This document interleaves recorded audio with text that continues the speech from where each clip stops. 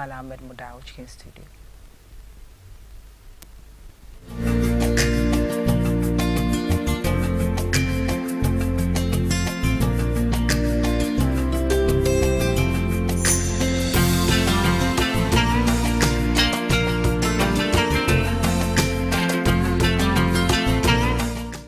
الحمد لله رب العالمين والعاقبة للمتقين ولا عدوان إلا على الظالمين وأشهد أن لا إله إلا الله وحده لا شريك له وأشهد أن محمدا عبده ورسوله وبعد.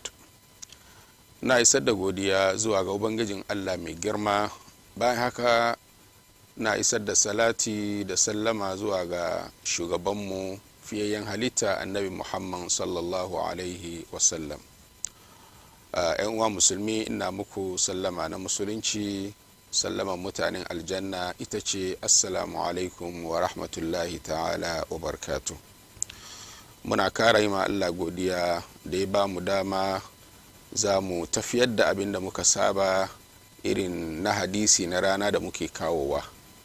Yau za mu zo da hadisinmu na 18. na 18 shine hadisin da za mu zo da shi yau. hadisi ne akwai maganganu da yawa ciki, kamar yadda dacin muke baku labari. Hadisai maganganu ne na annabi Muhammad sallallahu alaihi wasallam. manzo Allah kuma bai magana na son zuciyansa, domin Qur'ani ya ce la yantiqu anil hawa in huwa illa wahyun yuha. ko mai manzon Allah zai fada wahayi ne da yake ubangijin Allah yake masa.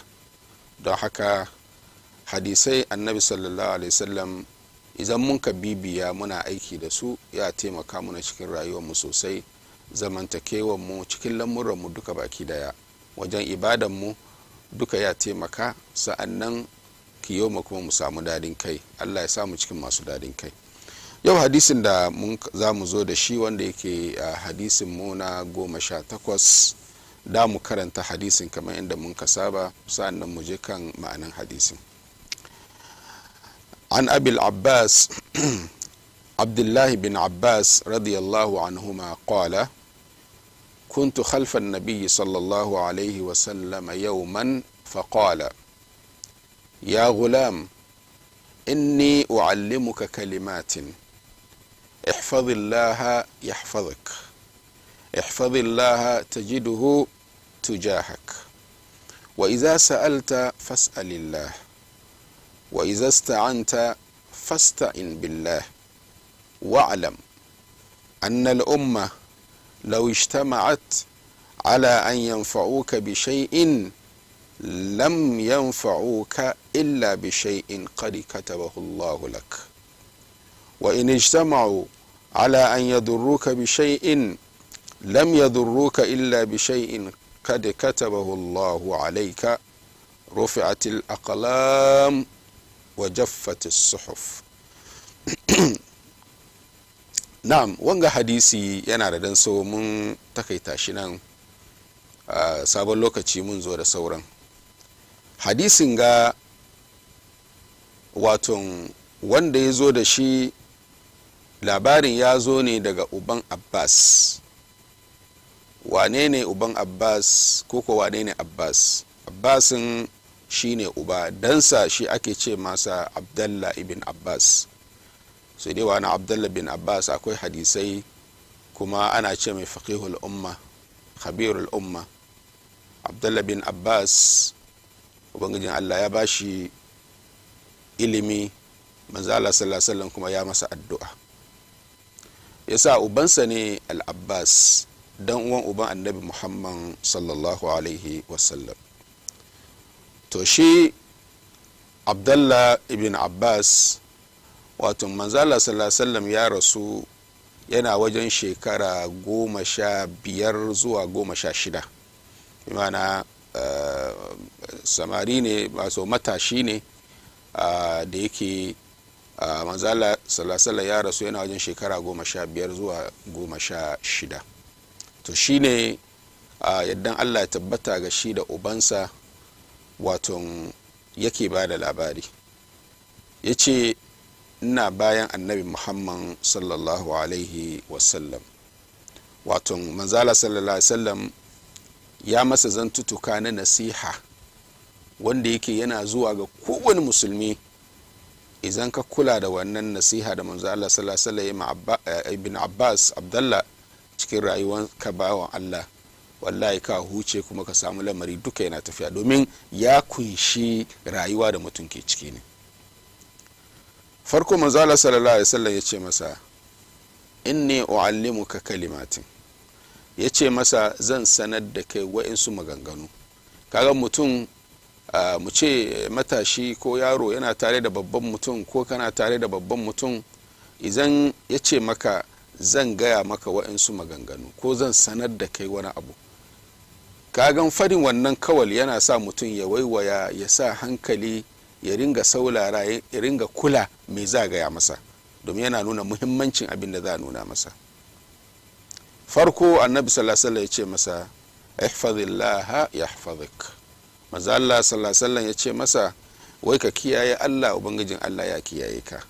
Wanga magana ya manansa ya ake nufi da shi?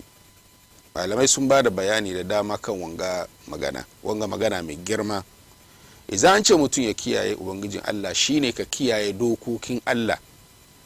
Dokoki na ubangijin Allah su ake nufi mutum ya kiyaye su, ya kula da su, ya bi umarni na ubangijin Allah, sa'an nan ya hannu ga abubuwa da yake ubangijin Allah ya hana. To wannan ita ce kiyayewa ma ubangijin Allah mai girma. Yasa abinda manzo Allah ke gaya masa kenan, ka kiyaye dokokin Allah, ka bi umarni na ubangijin Allah subhanahu wa ta'ala, abubuwa da yake ubangijin Allah ya hana, ya haramta, ka janye kai. In kai haka, to wani irin amfani zai zo maka bawan Allah? Shine manzo Allah sallallahu alaihi wasallam ya ce masa yahfazuka, bi ma'ana yahfazuka Allah, to Allah ya kiyaye ka. To kiyayewan dokokin Allah da muke batunsa shine yana nan ta hanyoyi daban. Misali, ka nemi ilimin sanin addininka saboda ka iya ka kiyaye addininka, duka yana ciki. Ka iya ka gane wata hanya za ka bi kai ma ubangijin Allah bauta. Kuma yau alhamdulillah hanyoyi na sanin addini yana da yawa. Ba lalle akwai wayanda ke zuwa fasali, wayanda ke zuwa makaranta. Yau abubuwa da dama, hanyoyi na ta dama na nan wanda yake mutane na samun fahimtar addininsu. Yau in ka je cikin unguwannin musulmai, za mu ce masallatayya wajen kashi 90 duka za ka samu alhamdulillah malamai suna kokarinsu, suna wazi, suna ba da karatu da sauransu, wanda yake wannan zai taimaka ma musulmi ya samu fahimtar sanin addinin shi. In ka samu fahimtar sanin addininka, shi ya taimaka maka inda za ka yi ubangijin Allah bauta, domin kan haka za ka yi ka kiyaye dokokin Allah, kasancewa wannan in nayi Allah bai so, wanga in nayi ubangijin Allah na so, in nayi haka na samu kusantawa zuwa ga ubangijin Allah, in kasance cikin wanda ubangijin Allah ya da su, duka cikin sanin addinin kenan. Aujin wazi, nasiha da yake malamai na yi, shi ma ya taimaka ma ka gane cewa ashe haka addinin mu yake nufi, ashe haka addini ya ce mu yi. Sa'annan kuma waton kuma ba in ka kiyaye ubangiji Allah, Allah zai kiyaye ka, bi ma'ana Allah ya kiyaye kai da kanka, ya kiyaye addininka, ya kiyaye iyalinka, ya kiyaye dukiyanka, ya kiyaye kominka. Allahu akbar. Bi ma'ana in ka kiyaye umarnin Allah, dokoki na ubangijin Allah, Allah ya kiyaye kai da kanka, ya kiyaye ka da sharri, ya kiyaye ka da bala'i, ya kiyaye ka da faduwa cikin mugun hanya, sa'an nan kuma ya kiyaye kominka domin ka kiyaye umarni na ubangijin Allah subhanahu wa ta'ala. Kuma ba abin da yake yana da muhimmanci sosai kamar mutum ya samu kiyayewa na addinin shi. Allah ya kiyaye ka, ba abin da yake wannan. Ubangijin Allah ka tabbatar da muka addinin musulunci. Yasa ubangijin Allah na cewa cikin Qur'ani, yace wallazina hatadaw zadahum hudahum wa atahum taqwahum. Wa'annan da sun kabi gaskiya, suka bi hanyar Allah, suka bi umarnin ubangijin Allah subhanahu wa ta'ala, wa'annan ubangijin Allah ya ce Allah ya kara musu shiriya, ya kara musu shiriya da daukaka da daraja, kuma ya kara karfafa su kuma. Allahu akbar. Domin me yasa? Domin sun bi gaskiya, sun bi umarni na ubangijin Allah subhanahu wa ta'ala. Don haka kusan wanda bi bin umarnin Allah, to Allah ba zai kiyaye shi ba. Allah ya kare mu. baka bin dokokin Allah, baka bin shari'an Allah, abinda ka gan dama shi kake yi, abinda kake so, Allah ya barka da haka. Amma in dai kana bin Allah kana kiyaye, kai ma ubangijin Allah ya kiyaye ka, Allah ya kiyaye mu. Sa'annan wanga magana yana kwadaita ma mutum yanda mutum zai kokari ya ringa bin umarni na ubangijin Allah saboda ya samu kiyayewa na ubangijin Allah subhanahu wa ta'ala. Sa'an zance na biyu kuma da manzo Allah sallallahu alaihi wasallam ya gaya masa, ya ce masa ihfazillaha tajiduhu tijahak. Har yanzu manzo Allah na cikin kiyayewa na ubangijin Allah, cikin zance dangane da kiyayewa na Allah, kamar yadda muka bada bayani can, kiyayewan Allah shine ka kiyaye dokokinsa. Ya ce ka kiyaye ubangijin Allah subhanahu wa ta'ala, ka kiyaye dokokinsa, tajiduhu tijahaka, za ka samu ubangijin Allah tare da kai. Bi ma'ana ko ina ka huskanta, ko ina ka waiwaya, za ka samu ubangijin Allah yana nan tare da kai. Allahu akbar.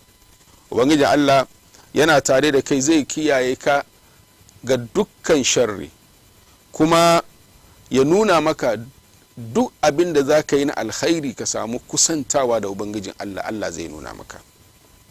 Duk abin da za ka yi na samun kusantawa na Allah, ubangijin Allah zai nuna maka. Duk abin da za ka yi na samun shiriya na ubangijin Allah subhanahu ya taimaka maka. Haka kuma duk abin da za ka yi, duk hanyar da za ka bi ka fada cikin lamari da ubangijin Allah bai so, Allah ya kiyaye ka.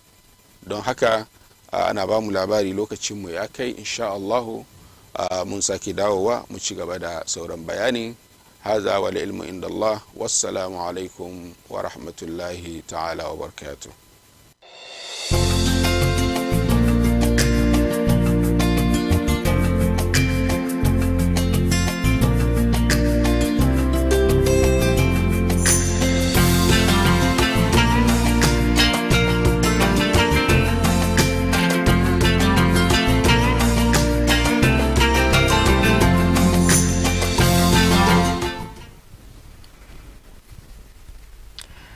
masu kallon barkanmu da dawowa, shi mu gode ma Malam Ahmed na ya kawo muna hadisi mu na yau. Allah ya sa mu ji kuma mu yi aiki da shi. To bayan hadisi of the day, shi mu kawo muku da report update.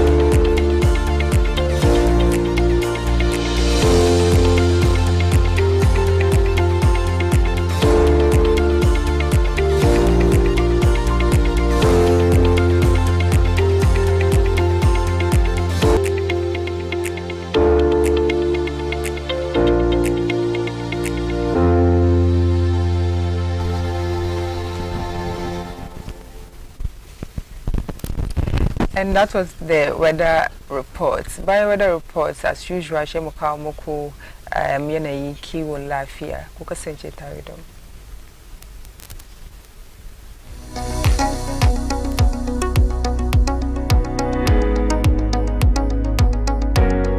Kaga iskar da muke shaka a cikin birnin Accra ya gurbace watanni 11 da suka gabata. A watan Fabrairun 2024, Accra ta kasance cikin birane da ke da mafi munin iska a cewar bincike ta IQI, tare da ma'aunin ingancin iska mafi girma.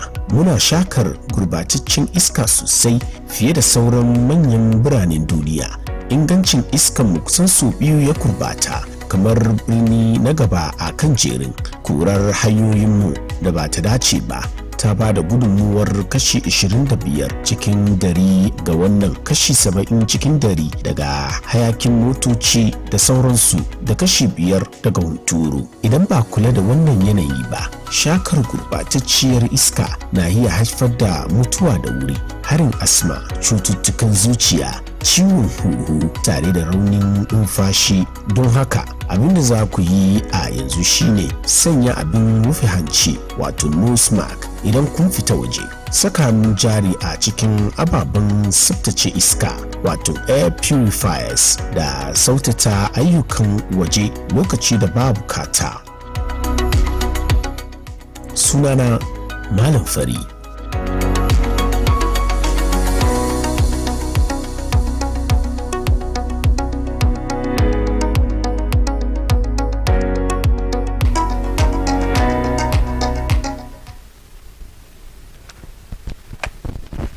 So health tips na yau kenan da muka koyo about muka koyo about importance na ko in ce kamar negative disadvantage da ke cikin air pollution.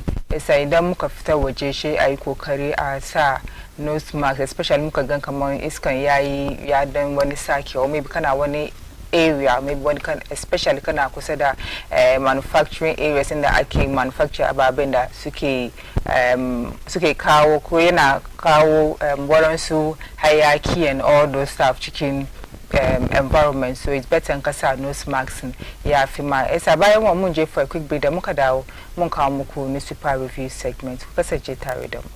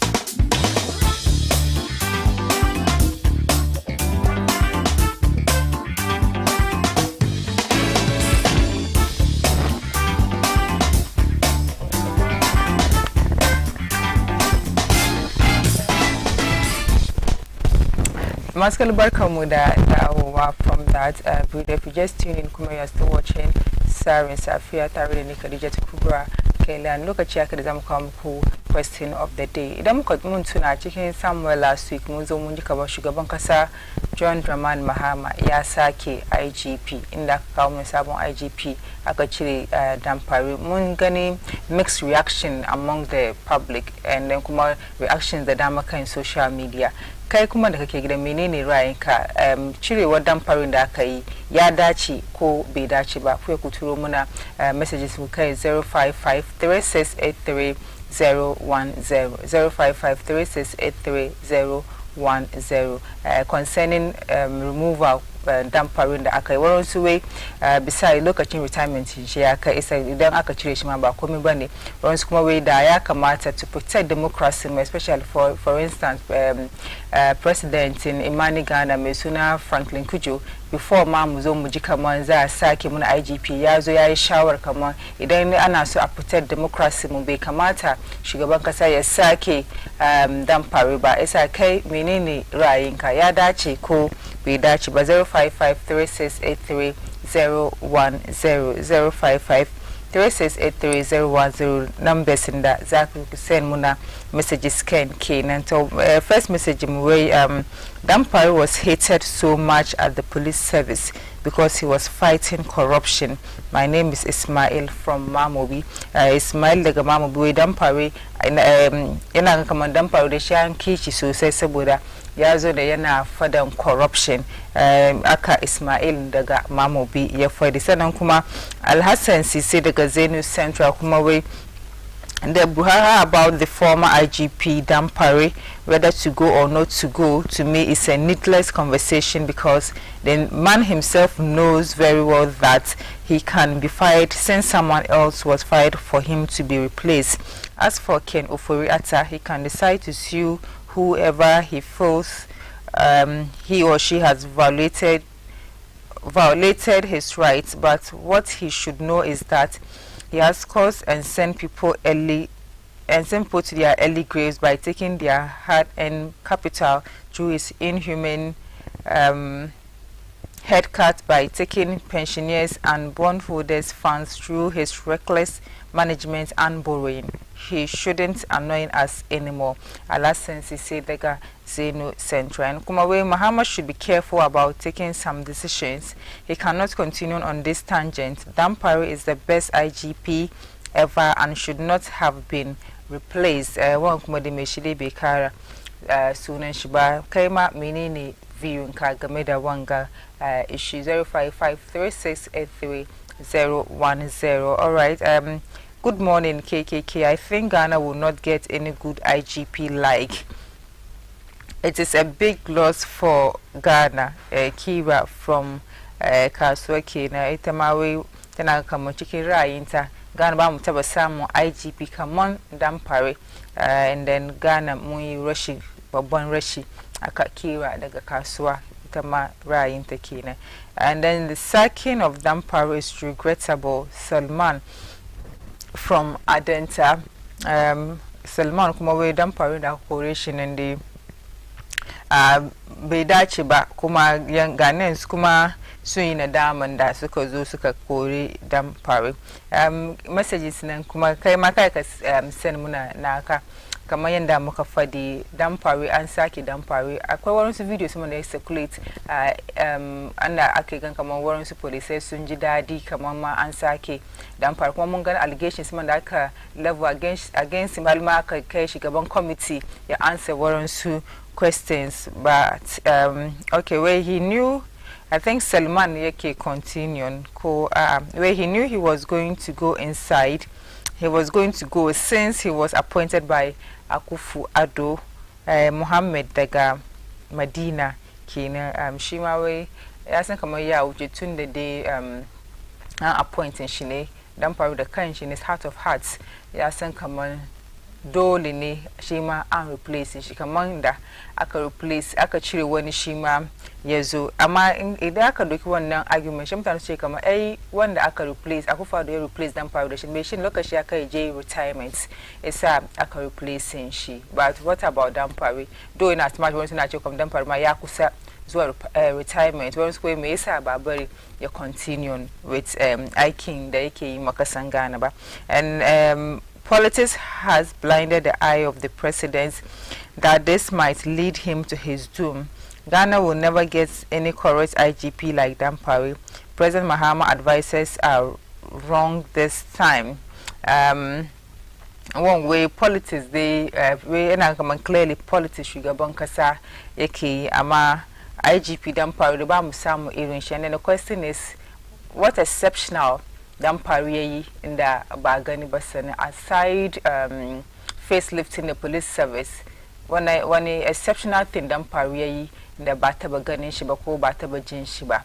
And I think one of the reasons was in the leading to his replacement was untaxing she. Though most based on political appointment, but according to which I think the election violence that when the aka taxing she investigation reports that what in the Sukarasa Raycon, so I think 2020 election the one that recently do buy and some reports so the question still remain. Dampare yai be yiba menene exceptional thing da dan faru yayin da bai kamata da sake shi ba kawo somebody else because from what we know kowane government da ya zo yana zuwa da mutanen shi ne probably the president think that dan faru will not be able to move forward with agenda shi kan da shi yake so ya yi tafiya da security ne kasan. And also honestly I don't know why people keep talking about his removal cause I don't see anything he did. Good morning from Abdullah in Medina. Abdullah kuma wai shi bai san abin da yasa mutane ke magana da yawa ba domin shi bai gani wani abu ko wani irin I don't know anything da dan faru yayi daga police service number and whoever jubilates is a corrupt person. Nura daga Bucu kuma kenan ita ma wai wanda ya ji dadi kamar an cire ko an sake dan faru mai shi na yana involved cikin corruption as a ra'ayin some of our viewers kenan ita Nura daga Buce ita nata kenan where whoever jubilates is a corrupt person. Nura kenan da ita mata kawo nata kai maka ka turo muna messages ka kan 0553683010055 36833010. Hello, yo, I'm sure, but when them paruba kusaka them, but when issue number do any appointment the dama na them paru ne yes park controversies chicken community manage community chicken kasam kind social media ko na kawo ra'ayin shi and all that. Kuma before muje muzago mu kam kunu sport review segment mu akwai last message mun nan da zan read. Allah bless Baina TV for always serving the Muslim Ummah. We are enjoying this Ramadan the halal way. Rahina from Shukura. Rahina muma mungo de miki sosai. So on this note, mun zagaye muka dawo mun kawo muku na super review segment. You stay with us.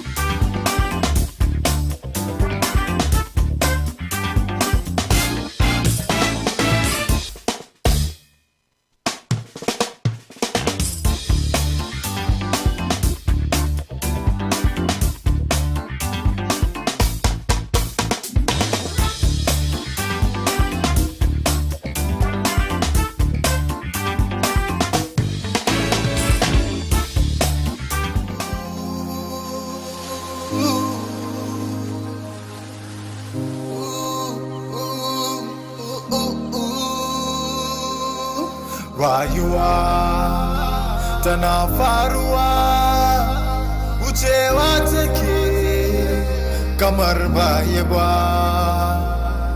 Rayuwa tana faruwa wucewa take kamar baya ba.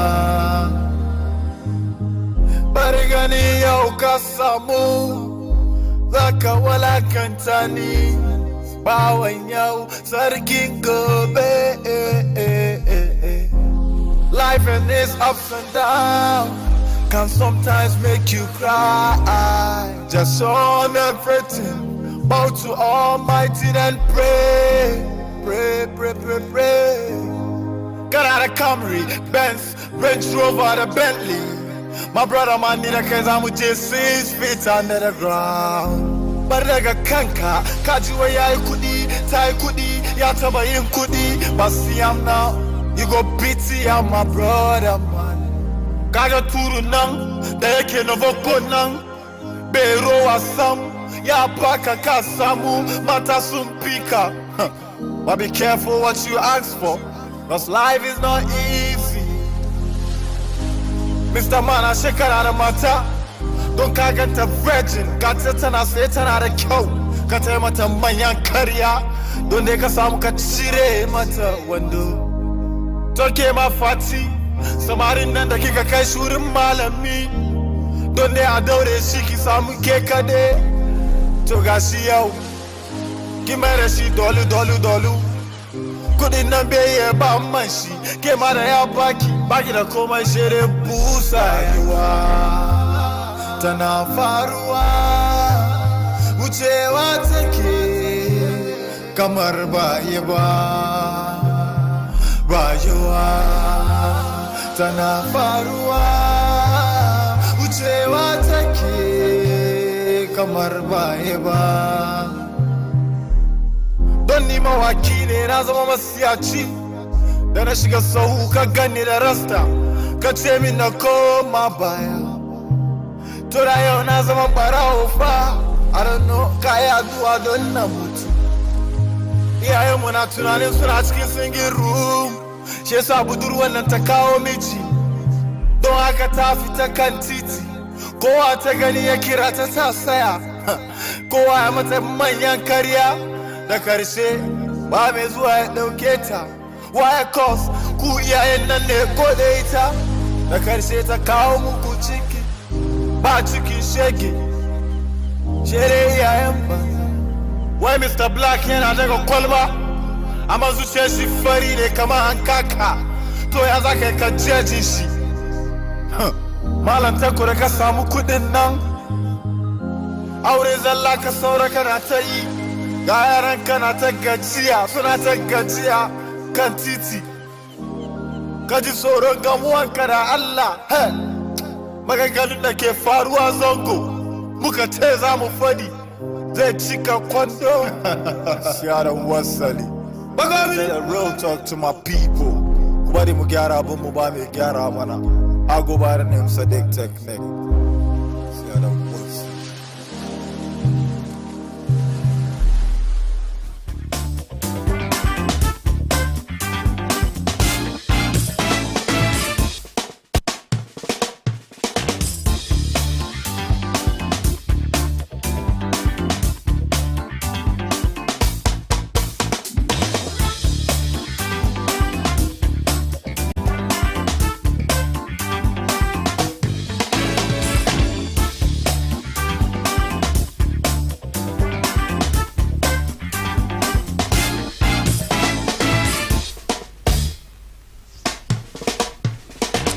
Matukar barkanmu da dawowa lokaci ya kai mu kawo muku super review segment kamar yadda muka fadi before muka je wannan hutu.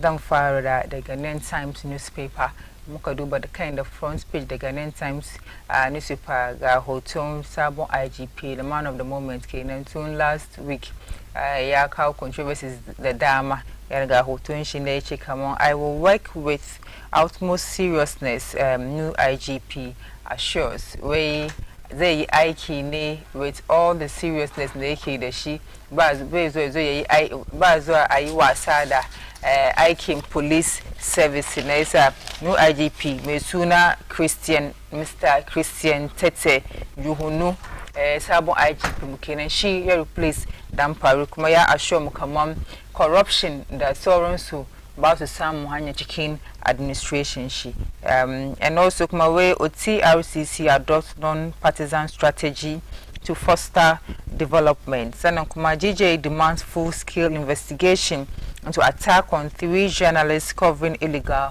mining. Ghana Journalists Association kenan da su ma suke kiran kai manyan kasa suna so a investigation game da journalists uku da aka kashe lokacin da suka je su cover story na illegal mining. Isa yan GJ suna so investigation a kawo wannan report kuma the laws of the country should work on that idan aka gan wanda mutane suka aikata wanga aikin. And kuma Ghana Post to integrate 24-hour economy into operations. Well, it seems by Ghana Publishing Company kawai since so far 24-hour economy ngadi ya Ghana Post kuma we suma za su integrate 24-hour economy into operation so and muka duba back page in the Ghanaian Times where struggling dreams FC stand hearts in Accra. I think Botun football kenan inda aka ce kamar yan dream FC da suke fama amma gashi dai kamar dai sun zo sun yi kokari with game su da yan Accra Arts of Oak inda suka win with 1-0 to ake kiran shi Abdulmanan ne ya zo ya kawo mana all the details in that and then kuma we Nation FC overcome Mediama and then Kumawe Kotoko shares points with FC Samates. So my stories they came back page in the Ghanaian Times skin. So away from the Ghanaian Times, let's look at the Daily Guide newspaper. The Daily Guide newspaper, I'm called about front page. The Daily Guide, you can see Hotum, OSP, Kesi Ajabin, and then Ken Ofori Atta, and Ram Jikamawe Ofori Atta sues OSP over fugitive tag. Ken Ofori Atta, former finance minister, first former finance minister, and Akeche Wakamon, they sue special prosecutor Mesuna Kisi Ajabin, somebody ya tagging as a fugitive. Honestly, but second is explain fugitive chicken house Obama Gashinende, Kumuduka Munji. Yenda botun kenu forata yezu aka target as a wanted person menini dukanga is that she's a sue oforiat they sue special prosecutor of the one na abunde ya violate ya kekirenshi kominshi is he's suing the OSP bagana that Ken Oforiata ya kid and then kuma Samuel who appointed SME Global President for Africa and Kumawe Mahama Suez in Yuhunu as new IGP. Yes, I think one guy happened on Friday in the Akasue she new IGP one day replaced Dam Pari and Kuma Ashanti and Ashanti NDC Macho Men Spite Fire. I give a story on Kuma Friday Nankin Namukaji Macho Men Konche come by the Macho Men Ashanti NDC Bane the Ashanti NDC youth in the Ashanti region in Sukakao, Damo, so the sketch come so during election and soon Kashikan so NDC was like they need 30% of the Ashanti vote to win the election. Kumasuka Godo na so suka ensure come on NDC soon someone win. Kuma she man suka promises come on soon basu aiki.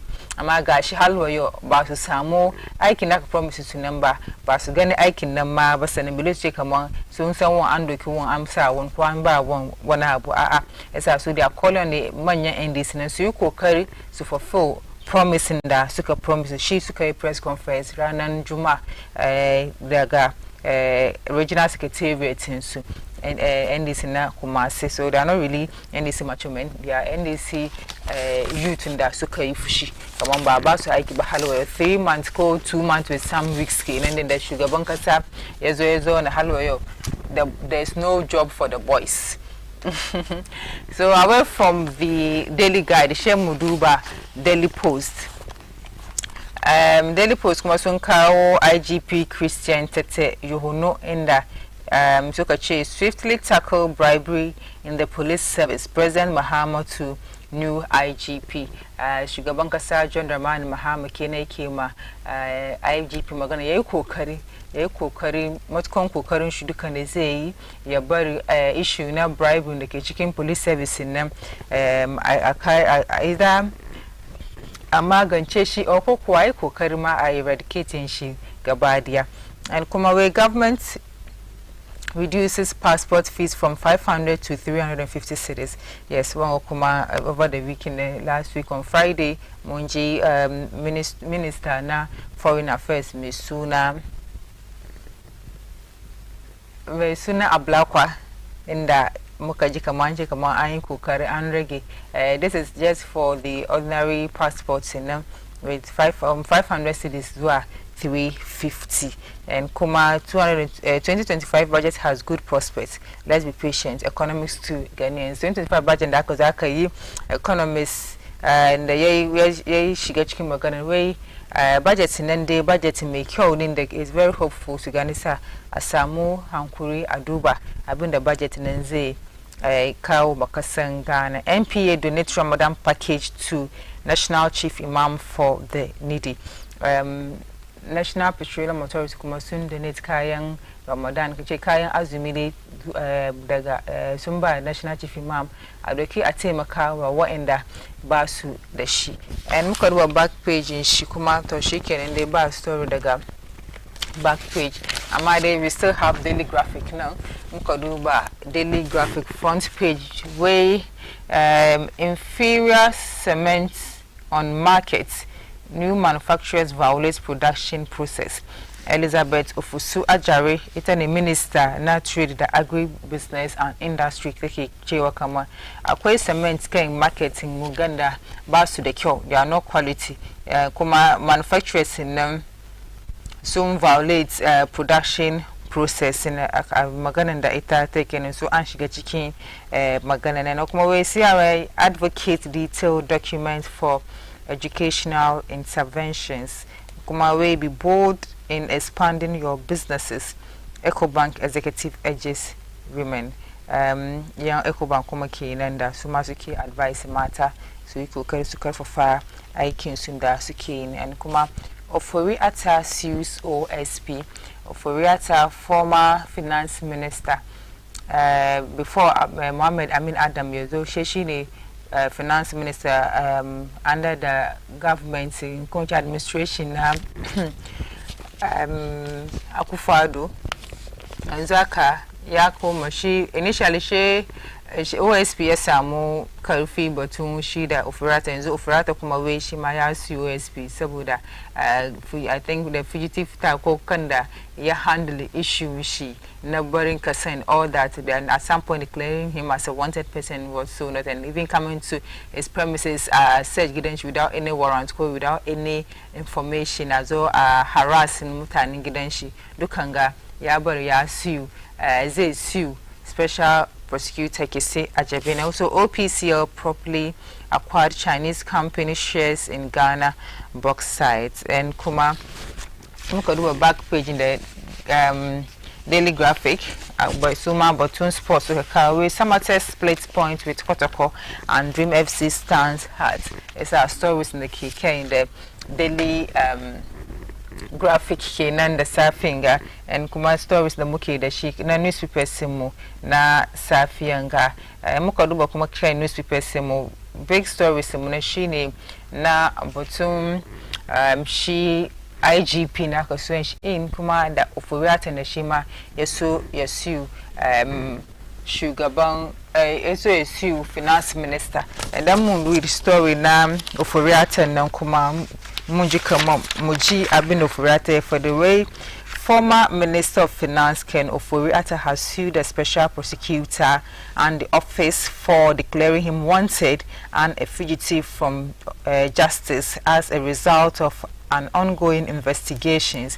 The suit filed before a high court in Accra averts that the OSP has so statutory powers to use media briefing to declare a person wanted or fugitive from justice. It also contends that the OSP has no powers other than what is provided for the police to declare a person wanted, and same cannot be done without leave of the court.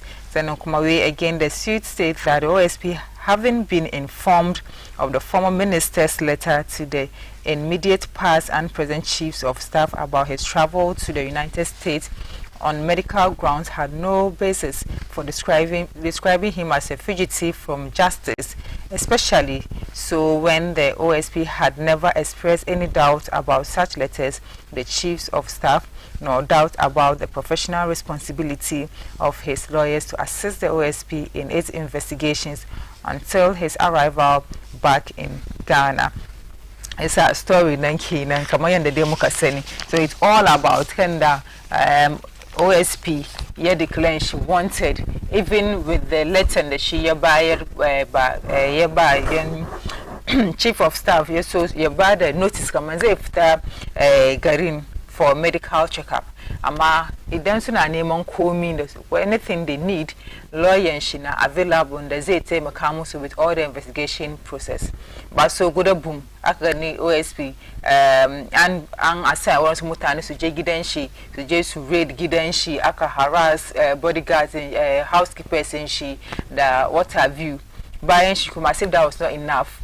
Aka declare she come as a wanted person, aka post and duka, and then declaring him as a wanted person, forgetting that he used to be minister for the states.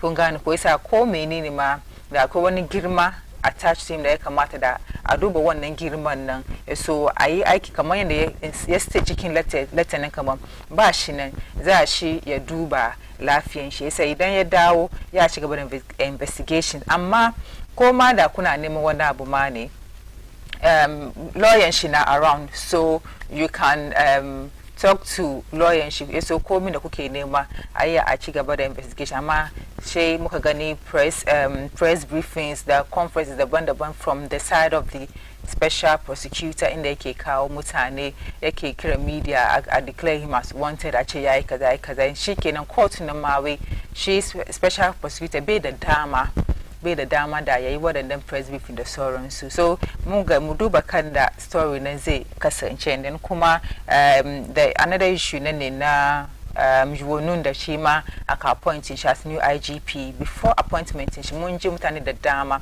sun ce kamar da a maintain dan power for the meantime so mu yi mu handle mu protect democracy mu from yan imani Ghana da wurin su associations daban-daban but in the end holiday zuwa Monday Friday muka ji kamar dan pare an sake shi aka kawo IGP so menene ra'ayinku game da issues ga 0553683010 0553683010 ku shigo cikin da ra'ayinku ya so mu ji abin da kuke tunani kuma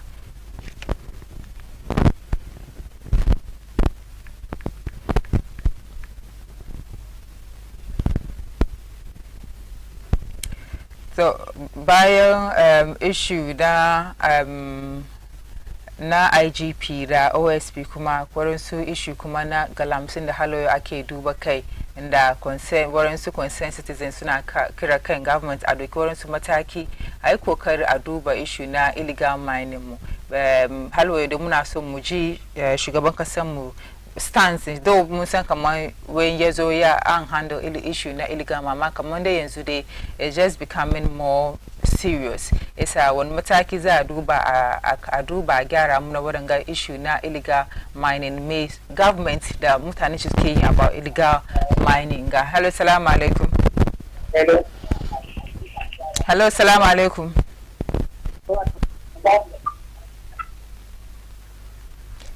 yanku idan kuka kira she ku kokari ku kashe television ku ko kuwa ku reduce volume television set in ba kana yayiya mu ji ku so ko kuwa in ba ku wannan abu kuma idan ka kira an ya take ku off can line yasa a mai da hankali da ka kira shi ai kokari a kashe television ko a reduce volume TV set na yaso mu tattauna da juna wa alaikum salam ne Muhammad Gali daga Gatuja. To muna sauraron ka. Na gode kwarai da ke sauraro na abin da ke ciki ne da aka ce an dakatar da IGP na danna. Duk waɗanda ke criticize nan ba su san abin da suke ciki ba ko min gafara. Me yasa na faɗi haka? Duba inda mutane su aka kashe daga zaben 2020 nan. Da mutanen da aka kashe daga Butiano. Duka lokacin shine IGP. Amma shugaban kasa kira shi ya ce kan shi report ya kai wannan kisa aka ya ka report ba kuma that means ina da masaniya a mugun aiki da ake tariya a cikin kasar nan amma za ku fito ku zo ku ce wai a da bai kamata a koyi shi watan a ci gaba ana kashe 'ya'yan mutane ko ba kashe 'ya'yan ku yayi kenan don shi shugaban kasa Allah taimake shi Allah ɗaukaka shi kuma Allah ƙara ba shi hikima da zai yi sake mugaye cikin ƙasar da kawo mana mutanen kirki da za su ce ba ya muna ƙasa. Allah taimake ku. Salamu alaikum. Wa alaikum salam. Kai ma kai ka kira 0553683010. Akwai wasu message da za mu karanta wai the illegal mining issue it's politics and nothing else, and I don't think Mahama can do anything about it. Kamal from Medina kenan Kamal daga Medina wai shi yana ga kamar issue na illegal mining da ake yin ga politics kawai ne da shi yasa shi bai san abin da shugaban kasa zai yi game da wannan issue na illegal mining ba. And also, good morning, I'm Pesika from Medina. God forbid though, but imagine MPP still in power and OSP is trying to do the needful of his mandated job on Ken Ofori-Atta. OSP could end up in wrongfully investigated with cooked case and be jailed in place of Ken. OSP, do your job fearlessly and bring perpetrators to justice, because JDM and Ghana is behind you wholeheartedly. Pesika Daga Medina Kenawe Eyezu. Hello, salam alaikum. Wa alaikum salam wa rahmatullahi wa barakatuh. Yankuri kwalla fa kuma sunan ka daga ne kake kira mu? Lafiya lau, sunana Idi, ina kira daga Tabora Laji. Da Malam Idi muna sauraron ka. To hajiya karshe mu ce Allah ya saka miki, barkamu da gishirwa. President His Excellency John Dramani Mahama shi mu ce to Allah ya saka mai. In ka duba analysis da first column ya baki sannan ne kuma column da yana gwadawa clearly kaman wanga ya jikin gama ya jima dan fari ya dade in ba da ya zama partisan ba ya dade ya kamata an kore shi don kin duba wani sai ma huskan ma party da ya fito ma da kansa suka doke shi shine suna murna da aka kore shi ba ma ya mutane NDC kawai ba ainihin wasu ya cikin NPP suna murna da aka kore shi don wai da yi bidin su ba ban da wannan kawai manta kama akwai history behind the selection of wanga IGP tun lokacin kurma suna ci wanda suka perpetrate da za a kashe kwamin kuma ko aka bakiro kwamin kurma isa kowane political party da zai zo da wannan reason ya kawo aka bari kowane president ya bi ga vice president shi zama wani abu ya zama head of security abin ga security saboda yanda zai yi ya kiyaye president shi wanga mutane sun fitini kwamin kurma cewa kamar a sai IGP da sauransu isa kowane president ya kamata ya samu wanda ya yarda da shi da zai iya ya save life shi da zai iya ya bari aikin da shi yake so ya yi na in terms of tsaro ya kwanta yadda shi yake so amma ya yi arabi da ya faru garin ga an kashe kaka daga na ne jira ta ci ma south cases da yawa ya faru idin mu duba nan ga affirmation nan ga yawa su wasu wa da sauransu idin current election da muka yi sakar jiyan ga ababin da ya faru duka ba wani action da ya ce kai isa mutane gana mu duka mun ga clearly ba wani mistake na president just dai yaran police ake yi go sha ce kuma president ya yi kaza secondly sorry about OSP muna fatan kaman mutane gana mu tanye shi aiki aka ba shi karbe yi yau ya zo kenan furiata kowa sa irin barnan da ya ganan ga an waye gari wai ya kai OSP court to media tun da kuma first arm of the government ya fasa ku ta ku support na mutumin nan in dai gaskiya an ce za fight corruption da kumi da ciki za a fight corruption raga in dai kuka yi shiru ko ya gani an kwashe kuɗi aka ji na ran aka sa $58 million da zai yi beautify Madina duka amma an da kuɗi aka ji na ran guda aka sa ciki ba wannan ramin kawai aka gina ba an kare gidaje da mutane ke ciki manyan mutane na kasa judges da lawyers ke ciki aka sannan aka gina ran ciki isa ina da ku za ku taimaki OSP da gana da mutane gana ni su mu samu ci gaban kawon ga aiki na gode assalamu alaikum alaikum salam idi daga Tabora kenan da rayin shi kai maka ka shigo cikin da naka 0553683010 0553683010 let me read some messages come away. Now we know the real Galamseyers. Now it is clear that the NDC is behind Galamsey and there is nothing Mahama can do. Imran from Shukura and kuma Imran daga Shukura kenan we yanzu dai an gane wanda suke Galamsey ya NDC suke Galamsey kuma ba abinda John Dramani Mahama His Excellency zai yayi. Hello, salamu alaikum. Wa alaikum salam wa rahmatullahi ta'ala wa barakatuh. Na ta malo ke maganan ga. Masha Allah. Nana Khadijatul Kubra ko to na meke barka da warhaka ya kishirwa Allah mishi ibadun mu kuma Allah karba mu na kuma ina ma musulmai duk duniya gaba da Ramadan Mubarak. To barin je game da bayani na. Sister na kin je ina je yayin na guda biyu sun so su ma sun tofa albarkacin bakin su ina je abinda suka yi magana kai yana da very very important sosai duk inda shugaban kasa yake John Dramani Mahama yake muna mai fatan alhairi kan batun dan fare da aka sake shi kada ba Ghanaians mamaki yayi aikin shi kuma wani fanni kuma ya gaza to amma da shugaban kasa ya zo she nuna cewa a'a no ya kamata shi bari ya sake sabon salo dalilin abin da yasa aka sake shi kenan don yayin na su yi bayani duwa abin da ya faru previous shekaru da wasu yayanninmu da aka kakace su har yanzu report bai fito ba to Allah sister na ke da kanke kin sani kar wannan ma ya wuce resetting gama 2025 election ga duba abin da ya faru daga kasuwa aka bi current MP kasuwa honorable na koyo gidanta aka kashe muna brother mu daga gidanta don Allah don annabi ina so in tambaye ke har yau da ni da ke kin samu wani report game da wannan kashin da aka yi an kama wanda suka kashe ba don fari ke kai ba don fari ke kai ya aka yi gaske bai ba mu ci shuru ne sai sa abin da shugaban kasa ya yi na abu mai kyau ne yana ga kamar no wasu report na ake expect ganiyar su ji ba su ji ba kuma a waye gari abin na continue shi ce no aka ne bari ya sake sabon salo dalilin abin da yasa ya sake dan fari kenan amma dan fari dai shi ma yayi gurgudun nashi kai ma ka je wani kuma ya zo shi ma yi play role shi ma haka nan kuma shi ma da ya zo in bai aikin shi yanda ya kamata ba haka nan shi ma da sake shi bar mu zo kan batun galamsi kin ga batun galamsi yana da very very important mu da shugaban kasa John Dramani Mahama muna taya shi addu'a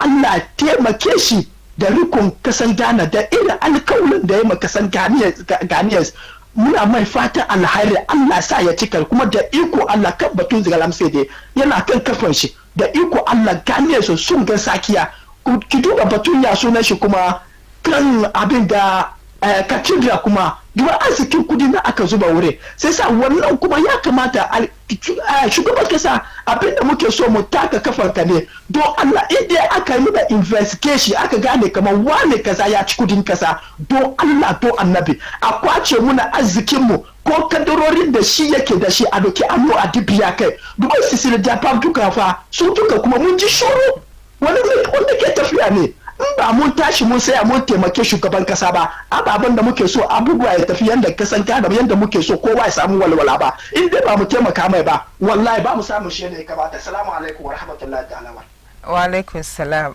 malluwa kenan da ra'ayin shi batun Cecilia da fadi halwa yau dai yana courtin da ake magana amma dai kamar dai ya dai zama more of a personal issue than then dai zama a state issue. Well, still da ko wasu message nan ga zan yin karanta muku wai Ghanaians were not fair to Akufo-Addo, but Mahama will suffer more for Galamsey because NDC did politics with it. Sani inside Fadama, Sani daga Fadama kenan where NDC za su gaji sosai batun issue na Galamsey ce Mahama zai gaji sosai batun na issue na Galamsey domin sun yi politics da shi. Kuma wai now we know the way Galamsey is now it's kuma na dai rigwan kuma wai in Lamin inside Abu Kumasi.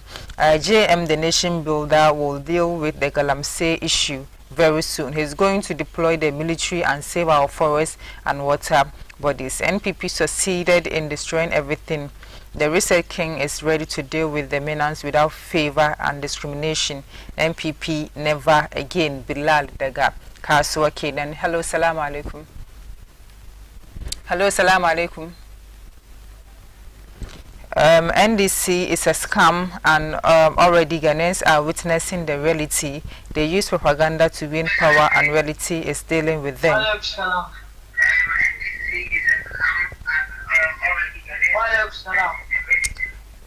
Yeah, could you catch television kina? Go to reduce volume.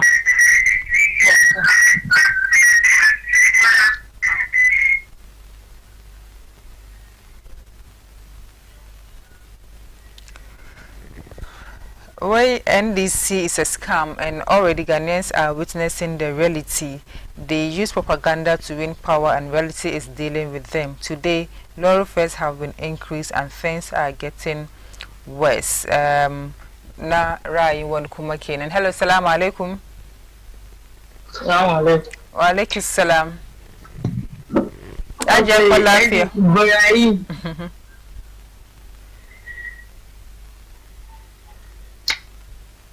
NPP sun karbi kudin Ghana ka ya fi su ba su karbi aminci. Sun bai boys sun wana cin. Ima zuma ta bai sada wallahi kenan. Please, can you take him off? Afisuwa ka bi kudi duk. Okay. Idan aka kira shi ai kokari a yi maganin da yake shiga hankali yaso masu kallo mu kuma su masu yasu su samu amfani program da ake yi ba dai a dai kira kawai a zo ana we just call for calling sake bane. I don't know, maybe she ni last call mu bayan mun je for a quick bida sai mu shigo da political segment ko kasance tare da mu.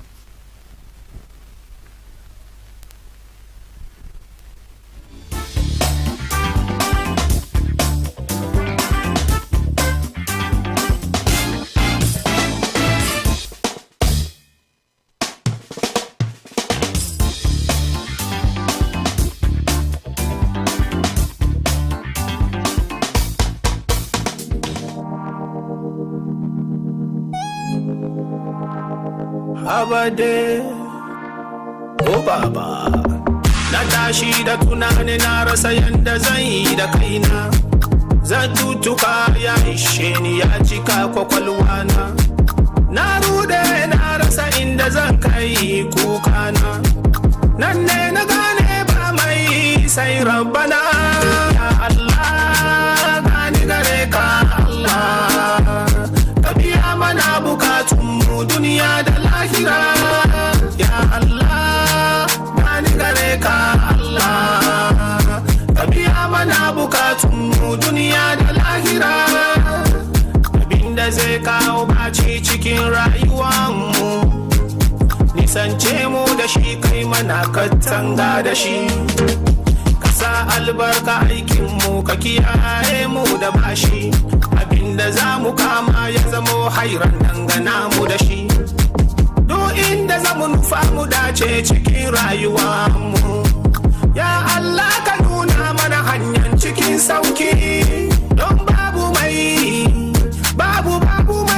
sai kai. Ya Allah ka nuna mana hanyar cikin sauki.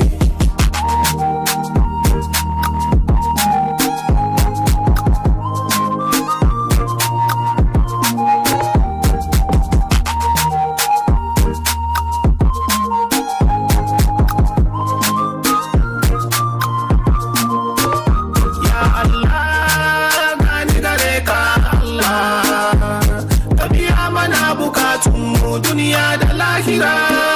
Ya Allah, gani gare ka Allah. Ka biya mana bukatunmu duniya da lahira. Yaya zai mai zai ina zambi in samu kaina. Yanzu a gan bayan mu sun baibaye mu.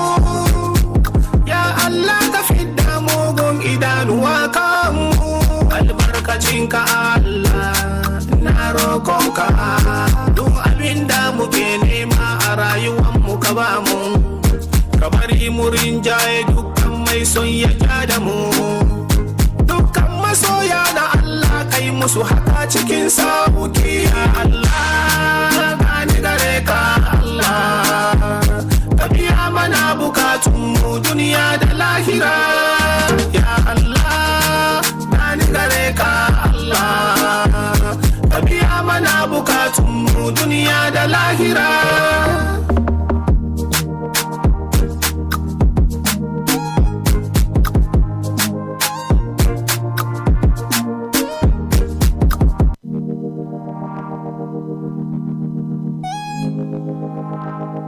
Abade, oh baba, na tashi da tunani na rasa yanda zan yi da kaina. Zatutuka ya ishe ni ya cika kwakwalwana. Na rude na rasa inda zan kai kukana. Nan ne na gane ba mai sai rabbana. Ya Allah, gani gare ka Allah. Ka biya mana bukatunmu duniya da lahira. Ya Allah, gani gare ka Allah. Ka biya mana bukatunmu duniya da lahira. Abinda zai kawo baci cikin rayuwanmu, nisance mu da shi kai mana katanga da shi. sa albarka aikinmu ka kiyaye mu da bashi abinda za mu kama ya zamo hairan dangana mu da shi duk inda za mu nufa mu dace cikin rayuwa mu ya Allah ka nuna mana hanyar cikin sauki don babu mai sai kai ya Allah ka nuna mana hanyar cikin sauki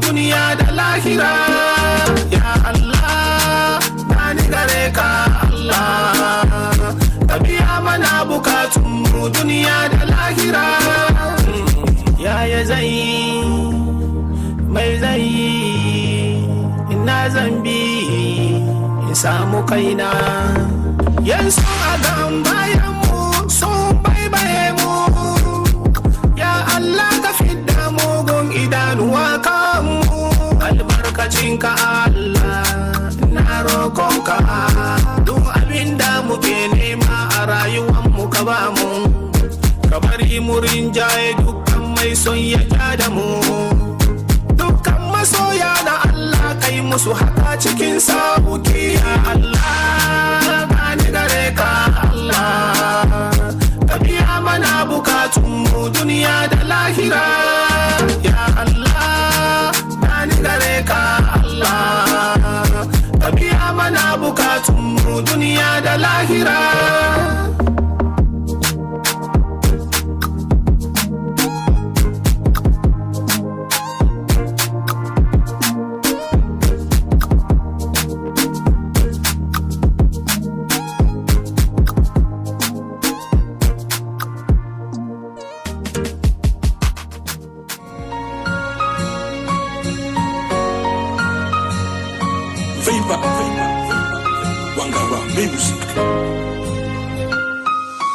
Daren Alhamis gari ya waye Juma kowan musulmi ya dauni ya zuwa Juma mai rabo ke samu mara rabo sai wata rana musulmai an fito a bada lokaci wasu na nafila wasu na zikiri gimgadan a cikin karancin lokaci da liman ya shigo ya hawo mimbari hutubar sake ga saulara ka ji assalamu alaikum sallama nake ga musulmi ka sani cewa duniya komai yana da lokaci samu makanka lokaci ka yi makanka gargadi ka san Allah ya ba ko wani ibnu adam lokaci ajalin wani hasari wani kuma nasa zazzabi jiya wance ta tafi tambaya nake da ni da kai gobe wa zai tafi son neman duniya ya sa mu da kabbari mutuwa kamunan ga mutuwa kamunan ga mutuwa kone lokaci zai ya wuce fada mu kamunan ga mutuwa kamunan ga mutuwa kamunan ga mutuwa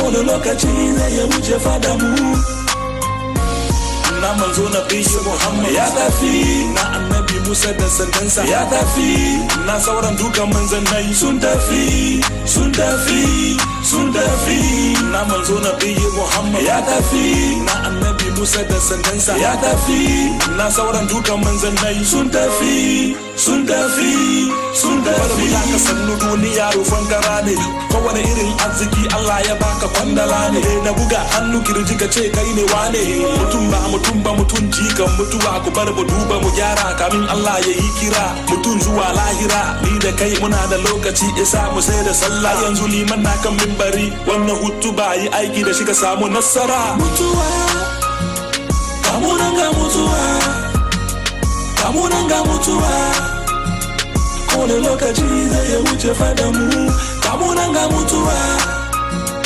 kamunan ga mutuwa kamunan ga mutuwa kone lokaci zai ya wuce fada mu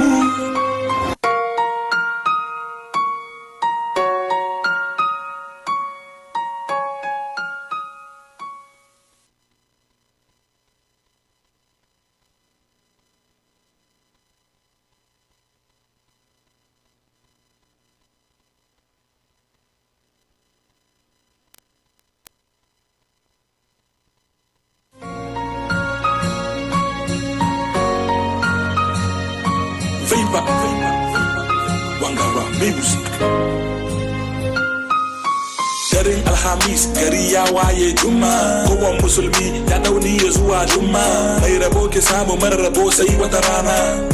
Musulmai an fito a bada lokaci, wasu na nafila wasu na zikiri, kimkadan a cikin karancin lokaci, da liman ya shigo ya hawo mimbari, hutubar sake ga saulara ka ji. Assalamu alaikum, sallama nake ga musulmi, ka sani cewa duniya komai yana da lokaci, samu makanka lokaci ka yi makanka gargadi, ka san Allah ya ba ko wani ibnu adama lokaci, ajalin wani hasari wani kuma nasa zazzabi, jiya wance ta tafi tambaya nake da ni da kai gobe wa zai tafi, son neman duniya ya sa mu da kabari.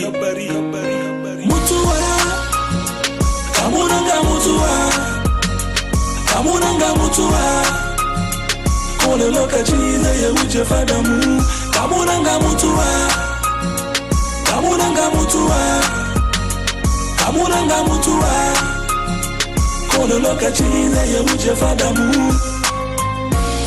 Na manzo na bishi Muhammad ya tafi, na annabi Musa da sandansa ya tafi, na sauran duka manzannai sun tafi, sun tafi, sun tafi. Na manzo na bishi Muhammad ya tafi, na annabi Musa da sandansa ya tafi, na sauran duka manzannai sun tafi, sun tafi, sun tafi. Bari ka sannu duniya rufan gara ne, kowane irin arziki Allah ya baka kwandala ne, na buga hannu kirji ka ce kai ne wane, mutum ba mutunci kan mutuwa, ku bar mu duba mu gyara kamin Allah ya yi kira, mutum zuwa lahira, ni da kai muna da lokaci isa mu sai da sallah, yanzu liman na kan mimbari, wannan hutu ba yi aiki da shi ka samu nasara. Mutuwa kamunan ga mutuwa, kamunan ga mutuwa, kone lokaci zai wuce fada mu, kamunan ga mutuwa, kamunan ga mutuwa, kamunan ga mutuwa, kone lokaci zai wuce fada mu.